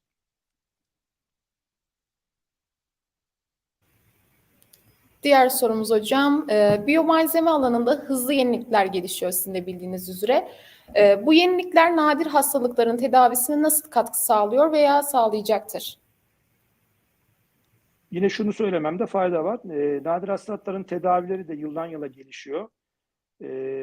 Mesela enzim tedavisi, Gaucher hastaları enzim tedavisi alıyorlar ayda 2 kere. Bu enzim tedavisinin belli süresi var. Belli bir sürelerde verilebiliyor ve hastane ortamında yapılması gerekiyor. Dolayısıyla bu ürün bazında olabilecek her türlü gelişme hastanın tedavisinin süresini ve konforunu artıracaktır diye düşünüyorum. Yani tabii ki hastalığın o an için hastanın herhangi bir reaksiyon vermemesini sağlayacak çözümler olması gerekiyor. Mesela yine hemofili tedavisinde hastalar yine intravenöz uygulamayla ilaçlarını alıyorlar. Hani bunlar hep hastanın aslında hayatını biraz zorlaştıran şeyler, uygulamalar. Yani zamanını alan uygulamalar, bazen kendisinin yapamadığı uygulamalar. Dolayısıyla bu noktada biyolojik malzemelerin gelişmesi, yani daha kullanışlı kitlerin üretilmesi, daha hızlı belki enzimin verilebiliyor olması, molekül bazında gelişmelerden bahsediyorum. Daha pratik kullanımlar, mesela daha pratik kullanım kitleri ya da belki ileri safhalarda intravenöz değil de subkutan uygulamalar. Bunlar muhtemelen şeyi daha fazla kolaylaştıracak. Dediğim gibi nadir hastalıklarda her şey aynı anda belli oranda ilerlemeye devam ediyor.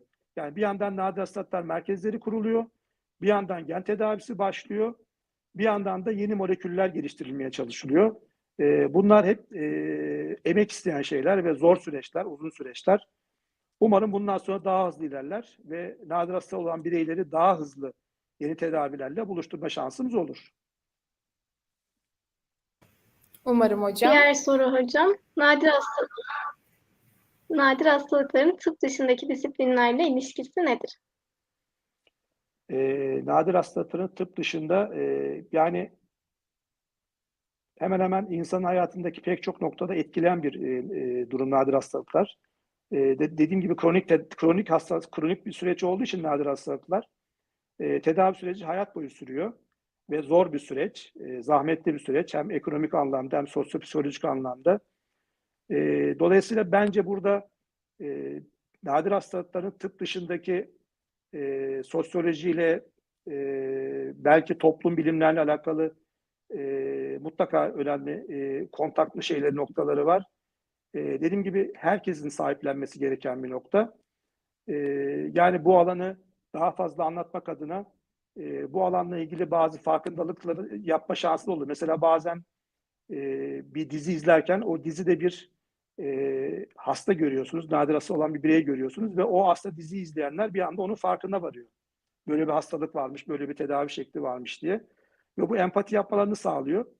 Dolayısıyla pek çok alanda, belki dijital alanda da nadir hastalıkların konuşulması, bir şeylere dahil edilmesi, gündeme alınması önemli olur diye düşünüyorum. Son sorumuz hocam. Nadir hastalıkların kültürel, psikolojik ve toplumsal boyutları nasıl incelenir ve anlaşılır? Yani yine burada nadir hastalıkların sadece bir ilaç tedavisiyle sürdürülebilen bir durum olmadığını, bunun yanında sosyal ve psikolojik destek, özellikle hasta bireye ve ailesine, toplumun aslında rehabilitasyonu açısından da toplum farkındalığı, toplumun yaşadığı stres anlamında da yine aynı şekilde nadir hastalıklar konusunun gündemde tutulması son derece önemli. Yani ne kadar çok gündemde olursa, işte COVID-19 örneğini öyle vermiştim. Sürekli izleyerek televizyonda veya işte görsel medyada ve sosyal medyada daha fazla aslında farkındalığımız arttı. Maskelerimizi taktık, sosyal mesafelere dikkat ettik. Kendimizi korumaya çalıştık, işte aşılar yapıldı. Burada da aslında her açıdan, kültürel açıdan da, psikolojik açıdan, toplumsal açıdan da nadir hastalıklar tüm ülkeyi etkileyen şeyler. Yani sadece ekonomik boyutu değil, sosyal boyutu var. Bu insanların yaşam kalitesi düşüyor. İşle alakalı sıkıntılar yaşayabiliyorlar. Toplum içerisindeki kabul görmeleri veya toplum içerisindeki aidiyet duyguları alakalı sorun yaşayabiliyorlar. Bunları tek başlarına aşmaları mümkün değil. Bunları aşmaları için hepimizin yardımcı olması lazım. Yani sadece sağlık personelinin veya yardımcı personelin değil, toplum kuruluşlarının, sivil toplum örgütlerinin, üniversitelerin, işte BioGen gibi bir araya gelmiş değerli topluluklarında bu işin içerisinde aktif olması son derece önemli. Bugün bize ayırdığınız vakit için çok teşekkür ediyoruz hocam. Ben de Sizi çok teşekkür başka bir ediyorum. etkinlikte bizimle birlikte Umarım görmekten tekrar mutluluk görüşmek duyacağımızı üzere. da Çok teşekkür ediyorum. Ben de çok gurur duydum. İnşallah Nadir Hastalıklar Günü için benim az da olsa bir katkım olmuştur. Biz Herkese çok tekrar teşekkür ederiz. teşekkür Çok ediyoruz oldu katılımları hocam. için. Teşekkür. Görüşmek üzere tekrar. Hocam ayrıca bir de parantez açmak istiyorum. Topluluğumuz hakkında yaptığınız güzel yorumlar için de ayrıca BioGen ekibi olarak da teşekkür etmek istiyorum. Ben topluluğa kendime ait hissediyorum artık. Umarım herkes bu Evet topluluğa hocam, biz de katılır. haklıyız. Ben teşekkür ediyorum. Çok İnşallah güzel bir hocam. iş yaptınız. Hepinizin ağzınıza sağlık, emeğinize sağlık. Tekrar böyle güzel toplantılarda görüşmek üzere diyorum. Görüşmek dileğiyle hocam. Umarım Hoşçakalın. hocam, kendinize iyi bakın. Sağ olun.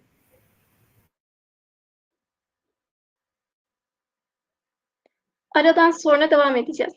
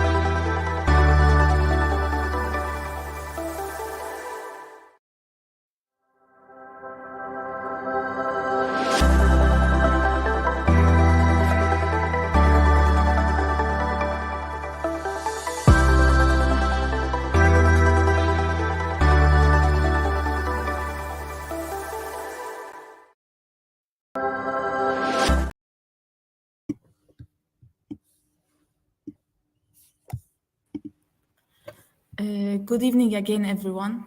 Welcome to our third session of our program. I would like to introduce our guest today, Michael Graglia, the CEO and founder of ScienGAP Research Fund. After his son's diagnosis, he took an active role in rare disease studies. Mr. Graglia has in-depth knowledge of rare neurological diseases and ScienGAP1. Welcome, sir. It is an honor to have you with us today. Thank you. Can you guys hear me? Yes. Okay, hang on. I'm adding my Google Slides. This is going to take me a minute, unfortunately. But my name is Mike Graglia, as introduced, and it's an honor to talk to you today. Just to make sure I'm understanding, I'm speaking to a bunch of medical and biology students. Is that correct? Yes, sir. Okay, very good, very good. And you guys are in Turkey. So I'll start by saying I love your country. I have been there a few times. I love Turkey, and we have a number of Turkish patients. We have patients in Turkey, and we have Turkish patients in the UK with this disease. So I'm just gonna say that Google Chrome. Oh my gosh! And now I have to allow Google Chrome to share my computer. That's fine. Do that.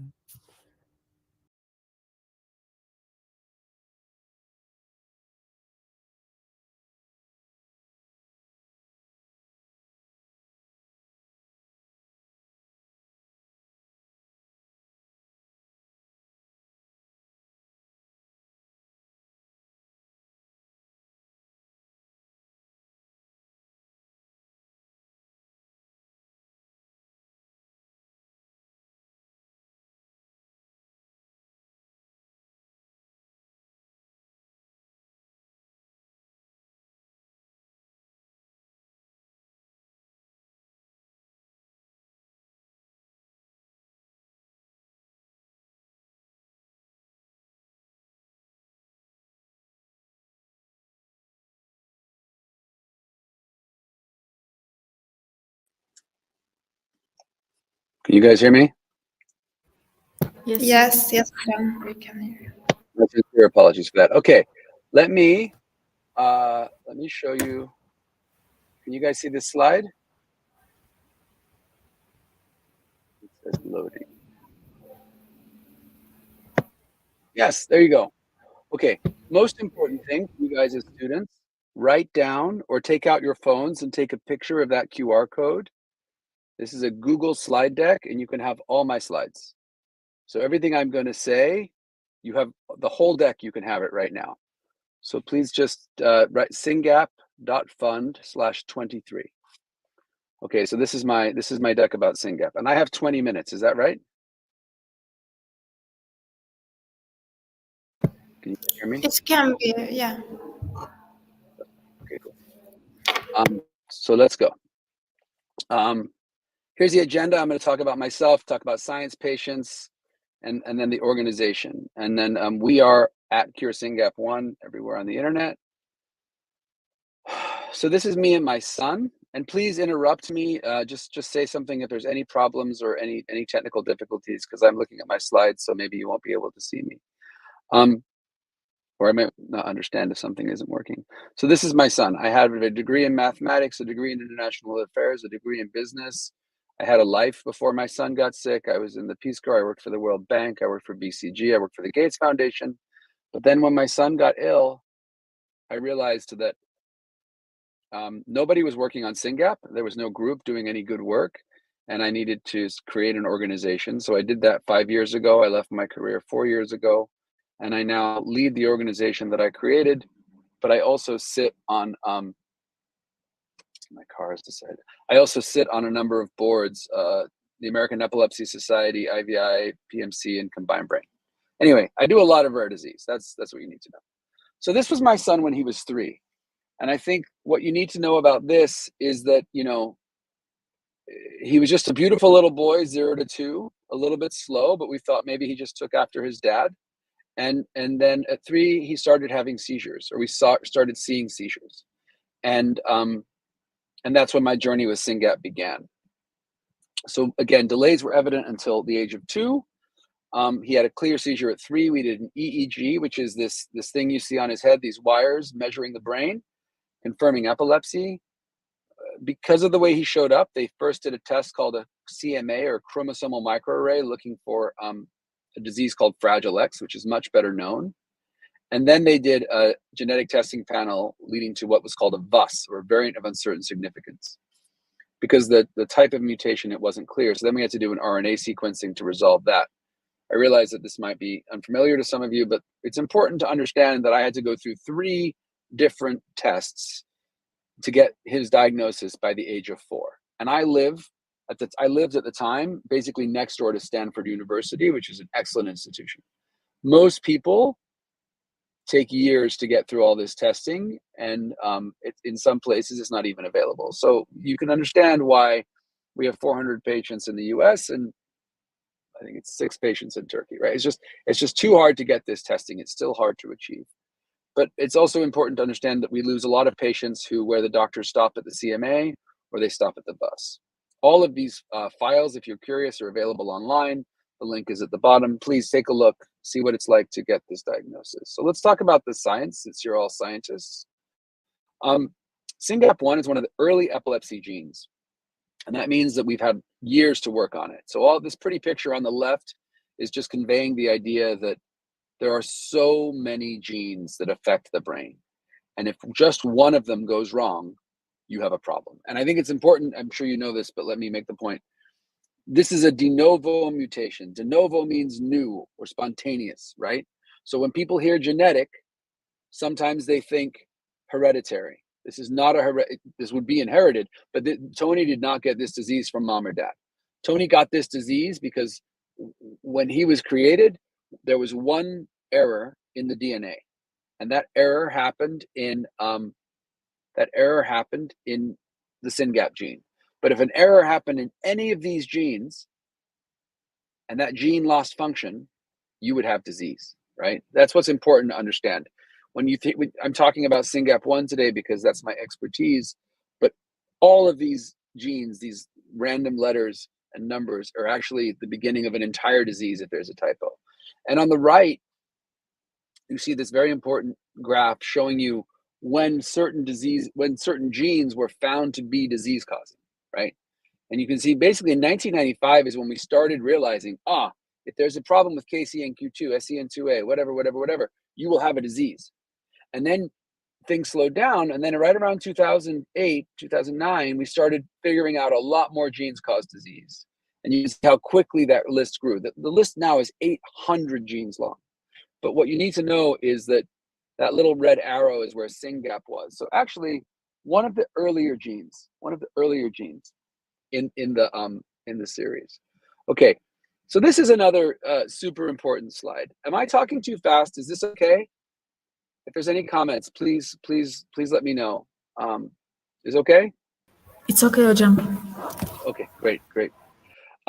So this chart on the bottom is showing us the number of publications about SYNGAP1. The number of publications about SYNGAP1, if you go to pubmed.gov and you type in SYNGAP1, you will see this chart, right? And so you can see the first paper was in 1998. And then I made this slide at the end of last year, so we go up to 2023. So it was in 1998 that we found the gene, right? And that is very interesting, right? Oh, this gene, it looks like it affects the synapse. Let's study the gene. Not much, 1 or 2 or 3 or 4 papers a year. And then in 2009, right, only 15 years ago, in 2009, this paper came out by Jacques Michaud in Montreal. And what Dr. Michaud showed is that, hey, look, I found 3, and then he found 6, and then he found 9 patients. They all have a very similar phenotype, a very similar presentation, and they all have a typo in SYNGAP. It looks like SYNGAP1 causes this disease, right? And so that was the beginning of a human disease. And I want to make the point here. You have diseases called Dravet syndrome, Rett syndrome, Angelman syndrome. Maybe you've heard of these, they're more common. These were diseases that were described by Dr. Dravet, Dr. Rett, etc. And then later we figured out the gene. But now you start hearing about diseases called SYNGAP1, STXBP1, SCN2A, SCN8A, et cetera, These are diseases where first we found the gene, like in SYNGAP, and then we found the patients. So we just called the patients after the gene that causes the disease. This was 2009. My son Tony is right there. He was diagnosed through a very elaborate process in 2019, and that's when I created the SYNGAP Research Fund. 2018, pardon me. In 2019, you see this paper came out in Neurology. It's a very important paper. And this was studying SYNGAP patients. There's about 50 patients studied here. I'll talk about the paper in a second. But this was super important because it described in the scientific literature what a SYNGAP patient looks like. The next year in 2020, you saw this paper, which I'll talk about in a second. But what you need to know is this paper said, here are 3 genes that are highly, highly associated with autism.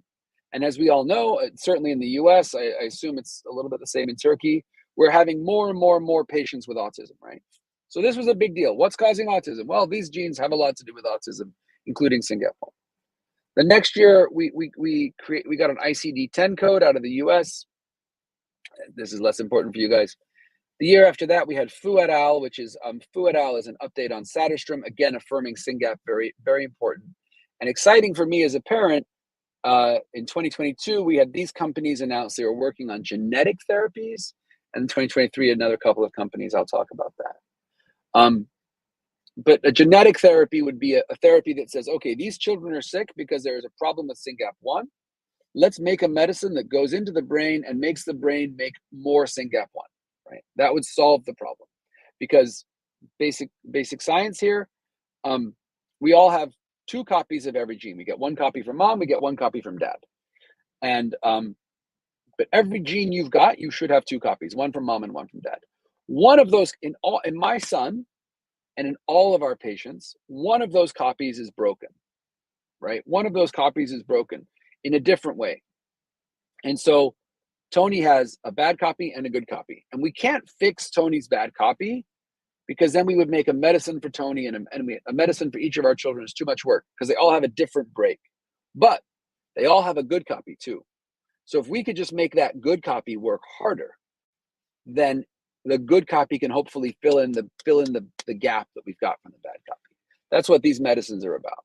Because until we know what's causing disease, right? If you just have a child with epilepsy and autism and ID, but you don't know the genetic cause, then what do? Well, you treat the epilepsy and you treat the autism and you treat the sleep and you treat the behaviors, etc. And then you have a small child on 6 or 7 different drugs. It's a mess. It's a mess. It's not okay. But that's where we are today, and that's why we're working on better medicine. Okay, so here's these 2 papers I talked about, Satterstrom et al. And Fu et al. These are hugely important papers if you care about autism because they're telling you all the genes that affect autism, and you see SYNGAP1 here at the top and SYNGAP1 here at the top. Very important. In 2022, these 3 companies all announced they were working on SYNGAP. This was like a wonderful time for us. And if you click on these links in the deck, you can read about them or watch the presentations. Really exciting news. In 2023, we had 2 companies announced, Regal and Penn. I'm not going to spend too much time. I want to make sure we have time for questions. So where are we today? We have a lot of drugs that are under development. When I started the SYNGAP Research Fund, this slide was empty. There was nothing, right? Now we have small molecule in purple and genetic therapies in green. I assume you know this, but let me just say it. Small molecules are the drugs that we take today, right? You go to the pharmacy, you get little pills, you take them. Those are small molecules, very simple. Drug in mouth. But these, and those drugs that you put in the mouth affect the whole system, and some of them get to the brain.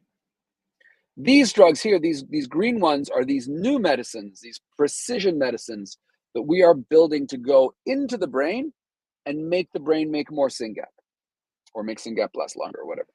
And these drugs that we will not put in the mouth, these are drugs that we will probably put via needle directly into the skull. We will drill a hole in the skull and we will deliver it to the brain, or we will put a needle in the spine, in the back, so it gets in the cerebrospinal fluid and gets to the brain. Why would we do this? Because if we put these in the mouth, you know how the body works, right? They go in the mouth, they go in the stomach, they go in the blood, they go through the liver, and then a tiny bit gets to the brain. For a very expensive medicine that we only want in the brain, that doesn't make sense. So small molecules, oral delivery, genetic precision therapies, probably precise delivery to the central nervous system, either the brain or the spine. And as you can see, there are no genetic therapies in clinical trials. So discovery, preclinical, clinical trials, in what that means, this is in the lab, this is in little animals like mice and monkeys, and this is in humans, okay? So we are in the lab and in mice and monkeys and rats for the genetic therapies, but for the small molecules, we are trying 4 different molecules right now in humans because we believe they affect SYNGAP. And I can talk about these if you want. But I'm trying to give you a sense of what one rare disease is and looks like and is doing. Because like I said, you have patients in Turkey, and what I'm saying now is true of many other diseases, although I think we are probably farther ahead of many of them. We have made a lot of research assets to help scientists work on our kids. We have made cell lines, we have made organoids, we've made mice, rats, frogs. And that's important because, you know, it's one thing to show a drug working in a dish, but it's something else to show a drug working in a living creature, or, you know, which is the mice, the rats, and the frogs, or in a cell line, which is what you would see on the left. If you're interested in the science, again, each of these links works in the deck. You have the deck. These are excellent papers on SYNGAP1. I recommend them. And the organization I lead, we've given money to a number of institutions, mainly in the US, not in Turkey yet, but you never know, to work on SYNGAP. Just to give you guys a little more science, I just added these for you. If you go to AlphaFold, which is this link on the bottom, this tool to visualize the gene, what you see here is what the SYNGAP gene looks like. I don't want to talk too much about this, but what you need to understand here is the part that is built is called structured. We understand exactly what the gene is doing there.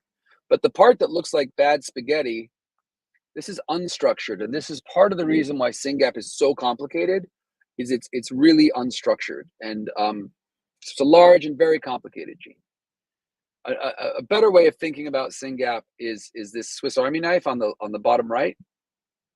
You know, these genes don't just do one thing. They're not Lego blocks. They're Swiss Army knives, right? And they do different things at different times in the body, and that's what makes these diseases so complicated. This affects everything, and so conceptually, you want to think about these more complicated genes as Swiss Army knives. But on the left here, what you're seeing is the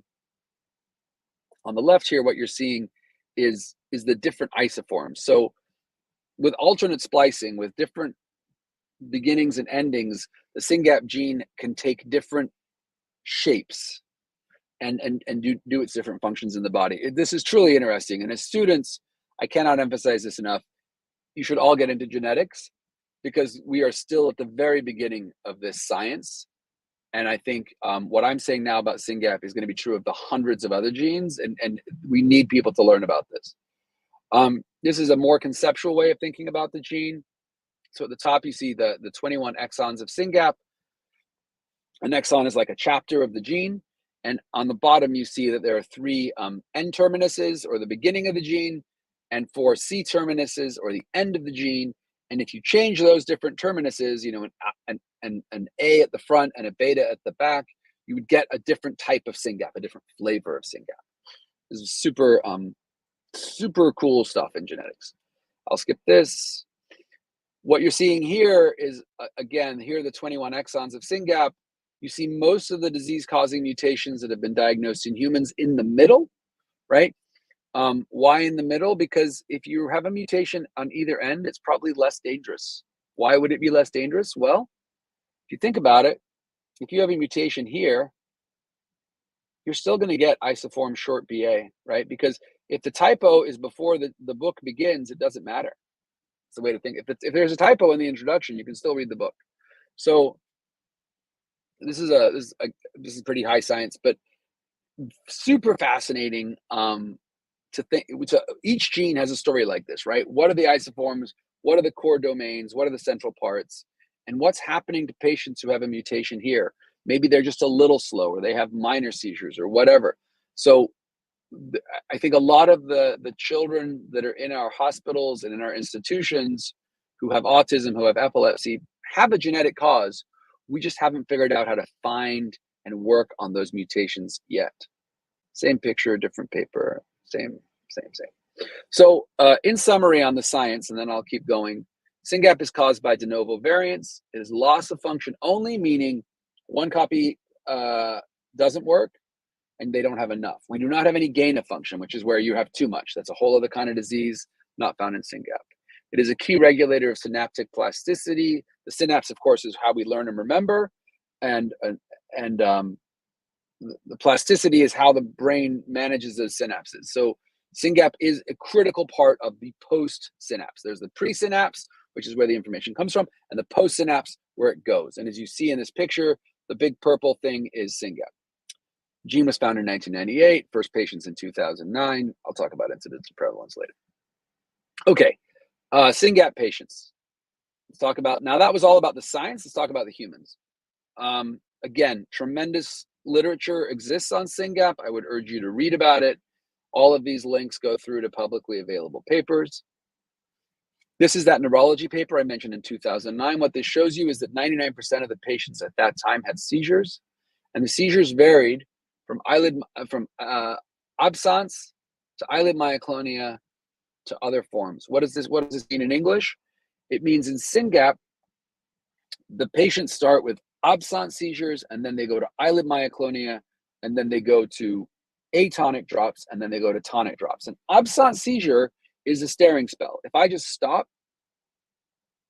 and stare like that for 2 seconds, maybe I'm just distracted, which in my case is true. But if my son does that, that's an absence seizure, right? It's just a brief moment where the brain resets. From absence seizures, you go to what are called eyelid myoclonia. Eyelid myoclonia are where the patient will start blinking a lot, or their eyes will roll up in their head. Again, a few seconds. Super easy to miss, especially if you're doing with a child who is not verbal, delayed, and autistic, right? If that child starts having staring spells or starts having eye rolls, you're like, whatever, right? And that's why our patients don't get seen. So we start with absence, we go to eyelid myoclonia, and then, unfortunately, sometime between age 2 and 20, right? Big range, the seizures become drops. And a drop is where you're walking and suddenly you fall down and hit your head. Very serious. That's sometimes when we find our patients. People ignore these eye rolls and these absence seizures for years. And then all of a sudden, this poor person starts falling over and hitting their head. That's a drop seizure. And then a tonic-clonic seizure is what you think about for seizures where the body is shaking and convulsing. Our patients have all of these, and they progress as they get older. In addition to these horrible seizures, our patients have other issues, right? So 96% have intellectual disability, 73% have severe behaviors. And by severe behaviors, I mean beating up parents, siblings, teachers, breaking things, throwing furniture. It's really hard. They have autism. They have a high pain threshold. What does that mean? It means the nerves are at the wrong place in the skin. So our kids do not feel pain. They have food issues. They have sleeping issues. They wake up in the middle of the night. They won't go back to sleep. They need drugs to put them to sleep. Hypotonia, ataxic gait, and orthopedic abnormalities. So, again, SYNGAP does many things, and it affects the whole body. This is another paper, same year, reiterating this point about autism and aggression. Recently, we've been working with CHOP, who put out this beautiful poster. If you want, I can come back to it. But basically, it describes our patients in great detail, showing when the symptoms arrive, showing the seizure progression, showing the drugs our kids are on. This is an updated version of that paper. Again, we could talk about this just like for an hour. But the point I like to emphasize here is behaviors are extremely bad in SYNGAP, and our poor children are on so many different drugs. We did a study of our patients. We gathered medical records from 142 patients. This is showing you all the different symptoms they have: GI issues, developmental disorder, feeding problems, hypotonia, et cetera, et cetera, et cetera. And it's showing you when those were first reported in the literature. So you can see there's a big spectrum, right? When I talked about those seizures between 0 and 20, you can see the seizures didn't even start except for between age 0 and 6. That's when they started. And so we still don't understand why this disease is so different in each different human. And this little picture on the top is a lollipop chart where it's showing you all the different places where our patients have mutations. Again, they all have a different problem in the bad gene, which is why we're working to make the good gene work harder. We've made many videos of our patients and their families. If you want to learn more, go to our website. These are all on YouTube. So, you know, if you're listening to me now, you speak English, but if you wanted to have YouTube give you Turkish subtitles, of course they can do that. We found an adult. We made a movie about Karen. Karen is 67. She was 64 when we found her. We made a 15-minute movie, and we are funding research into adults because most of the patients we find are kids. So when we discovered a patient who was 67, we really wanted to understand her, to understand what our children will be like as they grow up, right? This disease does not kill children. They live, but they are a lot of work. And we are all, frankly, afraid to die because we all have children we love, and we all think that we're the only people who can take care of them. So what happens to our children after the parents die is a very big question. So we're funding research into these beautiful patients. This is worth saying. So this is a super interesting field, and I've been talking about these drugs that go to the root cause, right? We believe that when we put a drug into these children, even if they're 5, 10, 20, whatever, 67, we can help these patients, right? And what we're seeing in the dish where we've rescued mice and other things is that neurons want their SYNGAP back. This is one of our researchers said. You know, if we can bring SYNGAP back into the neuron, we can see improvement. We had no idea how plastic the brain was, what this means, because we've already seen this work done in Dravet patients. There's a company called Stoke who's putting drug into Dravet patients. And when we do this, we are seeing kids improve their function and their ability, which is amazing. Okay, so what are we doing? Now, the problem is when you put these drugs into patients, you need to worry about what to measure. So when I started this, I was worried about the science, but now we're really thinking hard about, okay, in clinical trials, what will we measure? How will we see what is broken? And we're working on a lot of things. This is one example. This is an eye tracking tool where there's a laptop like the one you're watching me on right now, with the camera like the one that's taking my picture. But we put images on the screen, and the camera captures where the Syngapian's eye goes. And we've started gathering scores and data on how Syngapians compare to neurotypical and other kids, so that we can have a sense, an easy way to test children before and after therapy. Doing the same thing with something called the ORCA. So how many are there? This is about a year old, this slide, but what you can see here is, and we're all looking for the Turkish flag. There it is. We had 7 patients a year ago. When I started this in 2018, nobody knew how many patients there were. Think about that. When I kept saying, how many patients are there? Nobody could answer that question. And so I started counting. I started talking to my friends who run SYNGAP groups in Canada and Europe and Germany and Japan, whatever. And I said, how many do you know about? And I published that list every single quarter. And I kept publishing it. And now every quarter we put out a number. And that number today is about 1,300. But if you Google SYNGAP census, you will find the latest number. And we do this cool little map. So you can see that a year ago we had 7 patients in Turkey, which probably, I know I met 2 more since then. So we're probably up to 9 or 10. Okay. Tell me if I'm going too fast here, but every bullet on here is a cohort study. So with these new diseases, you want to understand how many patients there are in the world, because we all understand that not enough people are being diagnosed. So in every bullet on this page is a published study. And I wrote a really elaborate blog here, syngap.fund/incidents on the bottom, where I go into this in great depth. But bottom line, every single one of these was a room where people walked into a room and there was 100 people or 200 people or 150 people, whatever, with intellectual disability, right? Severe intellectual disability. And they tested them.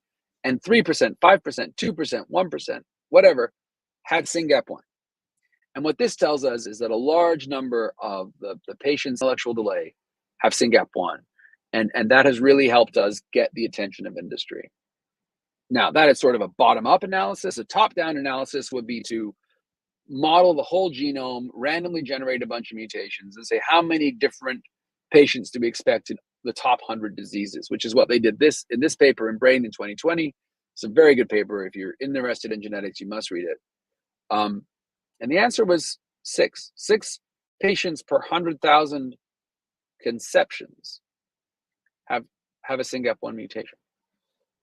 Now, then we get into protein truncating versus missense, which I won't get into unless you want me to. But that puts SYNGAP at the very top of this list, and that again has been really important to help get industry to pay attention. This is a summary of that thought. Official recognition. Through the work of the SYNGAP Research Fund, we've received recognition from the U.S. government. We recently got a proposal from the WHO, which has been approved. So we have an ICD-11. Again, it's a huge topic, but what this means is that as different countries adopt different ICD is disease classification codes, SYNGAP will be in there. This is because of the work of SRF. What is SRF? We're 5 years old. We've committed millions of dollars to grants. We have a lot of families on our site. We have organizations in the US, UK, Europe, Latin America, hopefully soon in Turkey. And we are working hard to make sure SYNGAP is on the map and make sure that clinicians and companies know about us. Why? Because we all have a child with SYNGAP. And if we don't do this work, no one's going to work on our kids. It's very simple. A lot of people, boards of directors, scientific advisors, clinical advisors, this is what it takes to cure a disease. And probably an interesting point for you guys. When we started, we were thinking about we have to develop drugs, right? Our job is to develop drugs.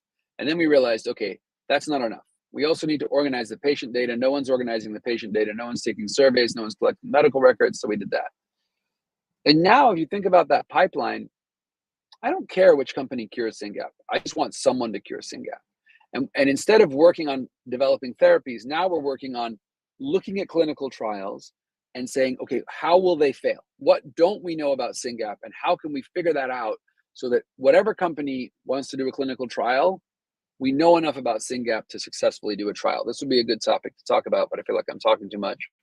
We're working with a company called Aparito, who's doing exactly this with us, helping us look for endpoints and biomarkers. We collect medical records. Oh, this is cool.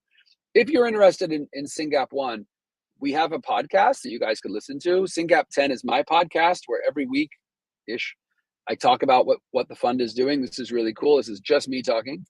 SYNGAP1 Stories is where this mom interviews other parents. So every week we interview another family. Very cool. And this one, if you're studying Spanish, would be cool because it's all in Espanol. We do not have a Turkish podcast yet. Maybe we should make one. I don't know. But SYNGAP 10, and this has been great because you have to remember all my parents are very busy taking care of a very sick child. So a podcast has been a great way to connect with them. When we started this work, we had an annual meeting in the States. That was in 2019. That was in 2022. We had a conference this year that was excellent. I need to add some pictures here. That's my son 2 years ago. He's still seizing. We have so much work to do. And we're going to keep working until we cure this disease. So with that, thank you so much for your attention. And if there are questions, I am super happy to take them. Yeah. Thank you very much, sir, for this enlightening presentation, actually. And now we will move on to the question and answer part. Okay, and these are the first questions. How are induced pluripotent stem cells generated, and what makes them valuable in studying neurological disorders like CNGAP1 related conditions? It's a very good question. That's two questions. How do you make them? Google it. Somebody got a Nobel Prize for this 5 years ago, right? I think the question is, why do you make them? And the answer is, I cannot. My brain cells and Tony's brain cells are different, obvious, right? And I can show you that if you want. So to study Tony's brain cells, it's not okay. We can't cut a hole in his skull and take his brain out. So how do we get SYNGAP brain cells? Well, we have to grow them. How do you grow brain cells? Well, all cells come from stem cells. Mm-hmm. But when we were born, our bodies, cell division, and then we all had stem cells, and the stem cells grew into bones, brains, blood, muscle, etc. So how do you get stem cells? Well, this is what somebody got a Nobel Prize for, I think 5 or 6 years ago. Maybe 7 at this point, who knows? You take blood or skin, but you take blood is what we do. And then in the lab, it takes about 6 months. You basically program the blood to go backwards, right? Stem cells grew into blood, but if you add the right reagents, you can make that blood go in reverse and turn into stem cells. And what's nice about those stem cells is they're immortal. So once you get stem cells from a patient, you can grow them and have a lot of stem cells and keep them in the fridge and they never die.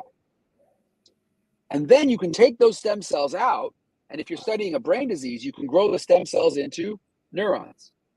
Or you can grow if you're studying a heart disease, into cardiac or a blood disease, into blood, whatever. If you need blood, you just take blood. But if for neurological diseases specifically, you need to grow neurons. You grow neurons from stem cells. Doing that takes about 6 months, but it can be done in the lab. So it's super important. And I'll show you guys, I just got these beautiful slides, which are actually confidential, but I don't think you guys will understand what they're saying, so it won't matter. Where is this beautiful slide? Here it is. So if I want to show you this, because this is what I'm talking. This is why this is important. Wrong slide. When you look at these neurons, oh my gosh! So let me share a slide. Let me share my screen.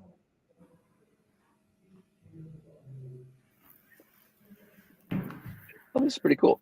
So what you're seeing on the left, so these are brothers. The one on the left is a normal child. The one on the right has SYNGAP1. So this is a picture of a plate of neurons that we have grown from stem cells. So both brothers gave blood. We turned the blood into stem cells. We grew the stem cells into neurons. That took about a year. But here's a picture of those neurons. You can see morphologically, just means physically, how different they are, right? The healthy neurons on the left, they look beautiful, they're well structured. The neurons on the right, there's not enough of them, they're too big. Obviously, if that's what the inside of this poor child's brain looks like, something is not right. Yeah. I hope that answers that question. But any rare disease you are working on, you have to grow stem cells. And our second question is, can genetic tests be used to differentiate this rare disease, and what are the challenges associated with genetic testing for SYNGAP1 mutations? Yes, they can be used to, so genetic testing is huge. Basically, the current recommendation, and this is like 2 years old in the States, is that if you have a patient with autism, epilepsy, ID, you should do genetic testing. If you have more than one of those, you should definitely do genetic testing. The science of genetic testing is an entirely different subject, but basically, it's because it used to be, when Tony was diagnosed, it was a few $1,000s. 5 years before that, it was like $10,000 per patient. Now it's like about $1,000 a patient in the US. And that is going to keep getting cheaper, right? And so, for instance, right now, I think in Turkey, if you get genetic testing, I think some of those samples are sent out of the country to labs in maybe in Germany and other places. But I can tell you in Poland, we were having a few patients every year. And then they built a genetic testing lab in Poland, and it got cheaper and easier to test in Poland. And all of a sudden, I have a ton of Polish patients. So the science of genetic testing is a subject that I encourage you to look at. It's very cool. But the reality of genetic testing is that it's expensive and it's complicated. And as that cost comes down and people are more willing to do it, because the trouble is, if I say to somebody, your kid is sick, maybe you should get genetic testing, the first thing they say to me is, there's nothing wrong with my family. Our blood is good. My parents are good. My grandparents are good. I'm good. Why are you getting genetic testing? Because they don't understand, right? I said genetic and they heard hereditary. I'm not suggesting that you've given anything to your child. What I'm suggesting is that there's a typo in your child's DNA and that is causing a disease. But culturally, the cultural and economic issues are actually a bigger problem than the scientific issues. But I think what you need to know as students is this is changing faster than anyone realizes. And as you all grow older and as you all start having your own children, genetic testing will be more accessible and ever more common. And when you do genetic testing, you find a gene and you know there's a problem with it. So the answer to your question is yes, you can differentiate different diseases because my patients all have a disease, a typo in SYNGAP1, but some patients have typos in other diseases.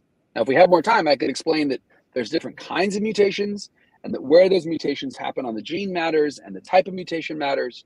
But I don't want to overwhelm you guys. But it's an endlessly fascinating subject that is only going to become more and more important in our lives. Okay. How can increase of public awareness and education about rare disease like SYNGAP1 related disorders contribute to the early diagnosis, improved care, and support for affected individuals and families? I mean, I think the first principles matter, right? If you think about it, if you go to the cafe and some mom and dad are walking down the street and there's a child who's yelling and breaking things and throwing things and falling on the floor and is tantruming, what do you think? Do you think, oh, that's a bad child, those are bad parents?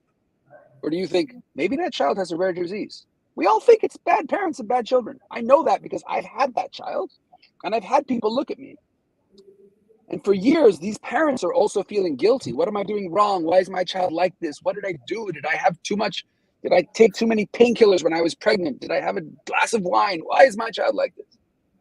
Your child is like this because they have a genetic disease. So I think, once you know that your child has an ultra rare mutation in their DNA, you can start saying, my child is sick instead of my child is bad.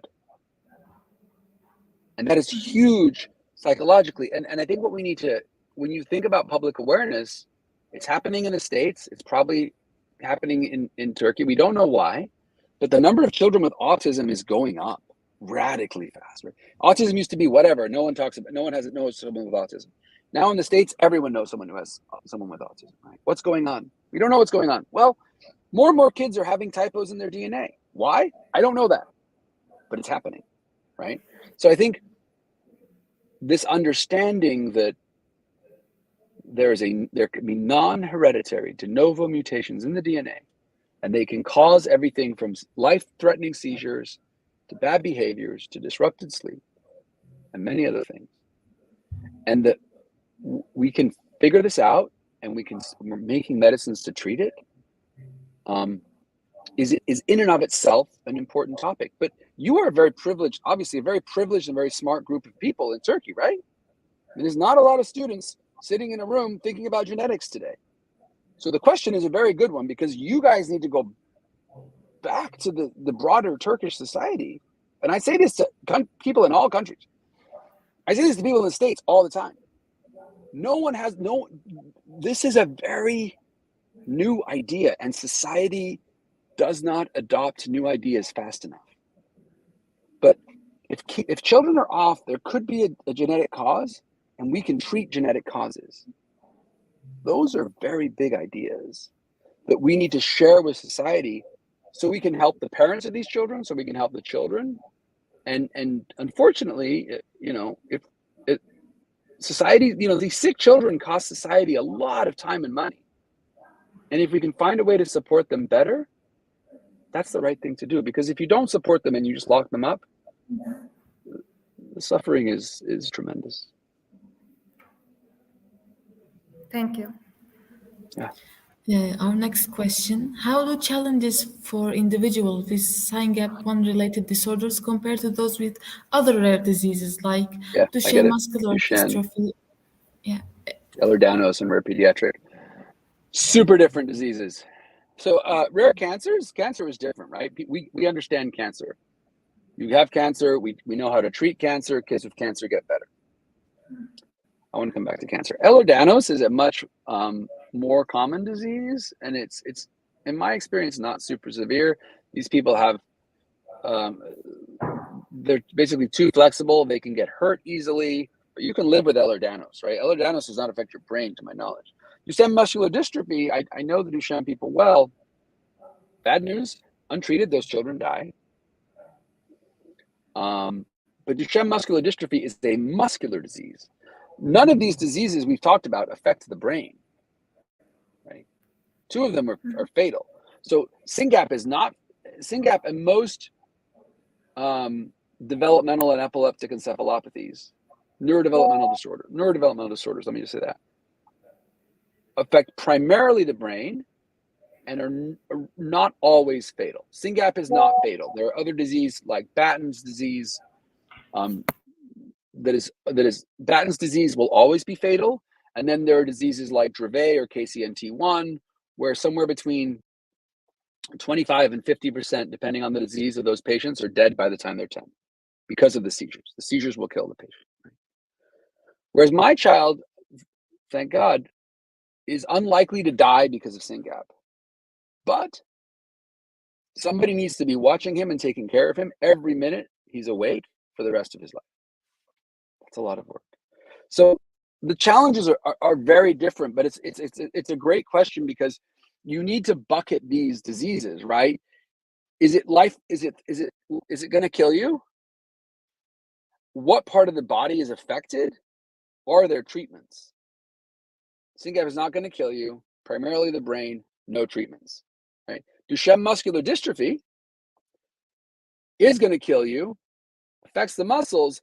Recently, there are treatments, and the team that made the treatment for spinal muscular atrophy and MDMD is also working now on SYNGAP, right? So that is DMD and SMA are both diseases where, like SYNGAP, there is a typo in a gene, and they have made medicines to go in and fix that gene problem, right? And those are medicines that go into the spine, but what's nice is you're going right into the spine, which is where the problem is. For these neurological diseases, you have to get into the brain. I realize they're connected, but the brain obviously is much more complex. And what's cool about rare pediatric cancers is, if you think about when I started this work 6 years ago, somebody said to me, if you want to know where rare disease is going to be in 5 years, look at where cancer was 5 years ago. Because there's so much more people with cancer. You can't miss these patients. And there's been so much more money spent on cancer that if you want to know what's going to happen with rare genetic disease, look at cancer, right? We used to have cancer, and then we had pediatric and adult cancer, and then we had breast cancer and lung cancer and colon cancer and brain cancer, and then we had small cell lung cancer, and then we had genetic types of breast cancer, right? Type A, B, whatever. If you know someone with cancer, they have this long string of words to describe their cancer. The same is happening as we bring genetics to these diseases, we start understanding what's going on, and it feels like they're getting more complicated. But what's really happening is we're getting closer and closer to understanding exactly what the problem is. And once we understand that problem, we can solve that problem. I hope that was a good answer. And how do socioeconomic factors, geographic location, and healthcare disparities influence the diagnostic journey, treatment options, and quality of life outcomes for individuals living with rare disease? If you're rich and you live near a nice hospital, you have a chance. If you're poor and you live far away, you are in deep trouble, right? Unfortunately. Executive summary. It's very simple, and it's true in Turkey, and it's true in Los Angeles, and it's true here in San Francisco, right? As I said, when Tony was diagnosed, I went jogging. I woke up, I walked out of my house, I ran 1 mile, and I was on Stanford campus. I ran around Stanford campus, I ran home. I am fat and old, so I was very tired. But my point is, I lived close to Stanford, and that's why it only took 1 year for Tony to get diagnosed, right? If you do not have the money to see doctors, if you're not close, and even if you can see doctors, right? A doctor in a village far away is very different than the doctors in Ankara and Istanbul, right? You want a highly trained, very current doctor when you are dealing with a medically complex child. And no parent, think about this is important. No parent wants a very medically complex child. So even if you're staring at a kid that is yours, and that kid is misbehaving, not sleeping, having seizures, parents love their children. They have hope in their heart. They think, oh, it'll be okay. He'll grow out of it. They're making excuses in their heads. No parent wants to say, this is a very complicated child. I need a very good doctor.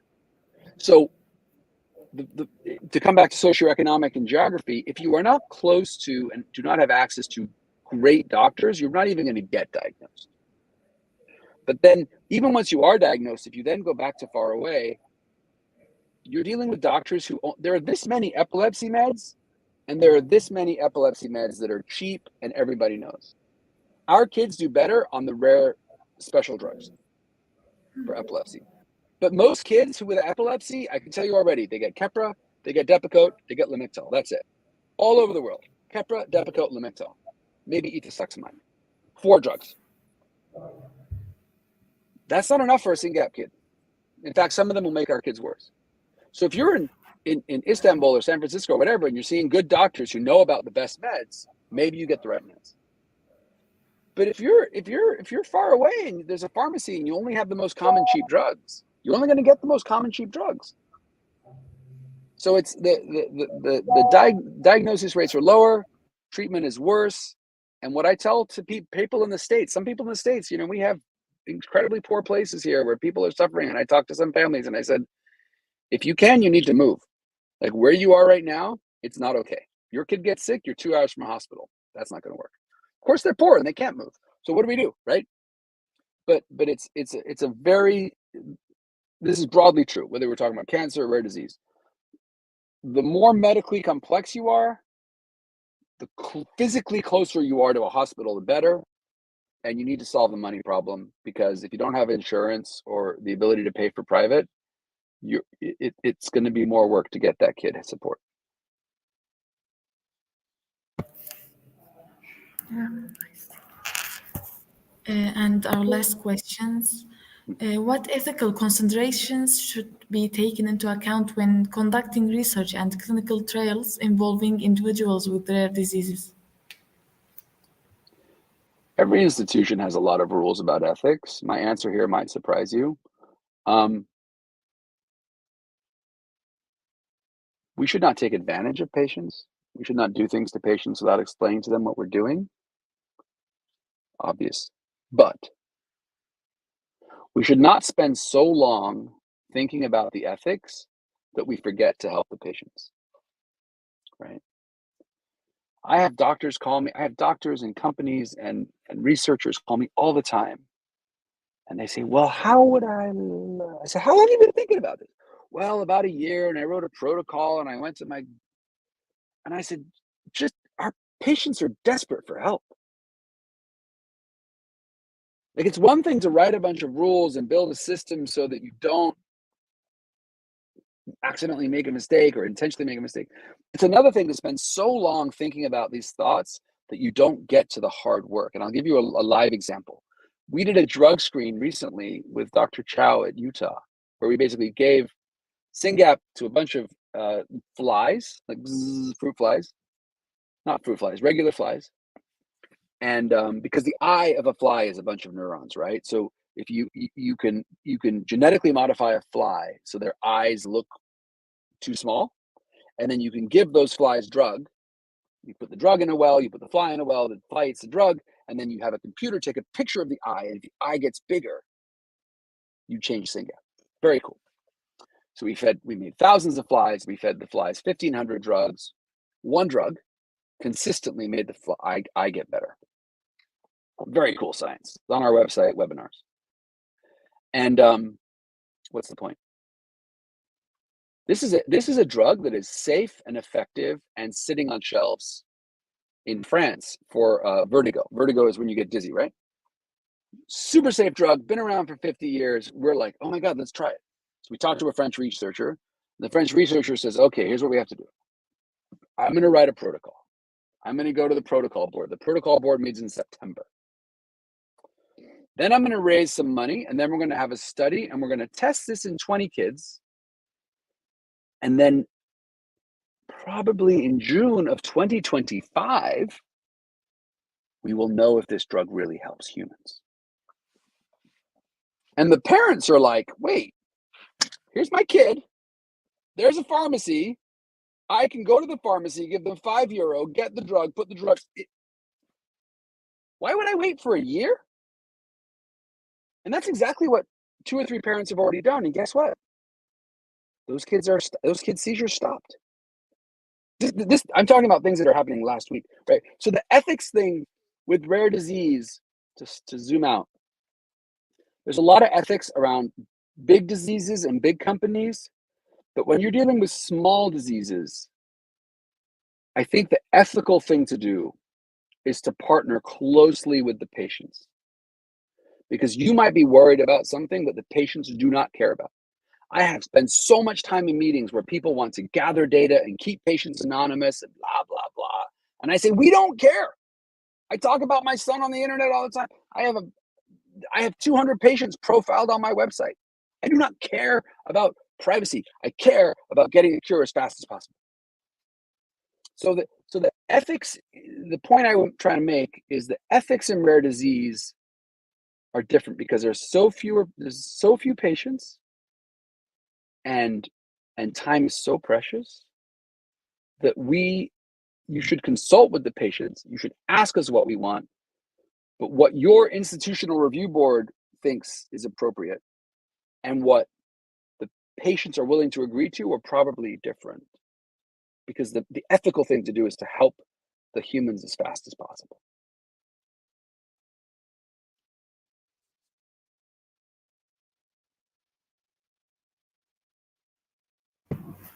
I think yes, the question is done. Thank you for your time, sir. It's been a privilege to be with you. Okay, then. Same. Thank you very much for your flexibility. I'm sorry for the technical issues. My email is right here, mike@curesingap1.org. Please, if people have questions, they should email me. Thank you so much again. Okay, ciao.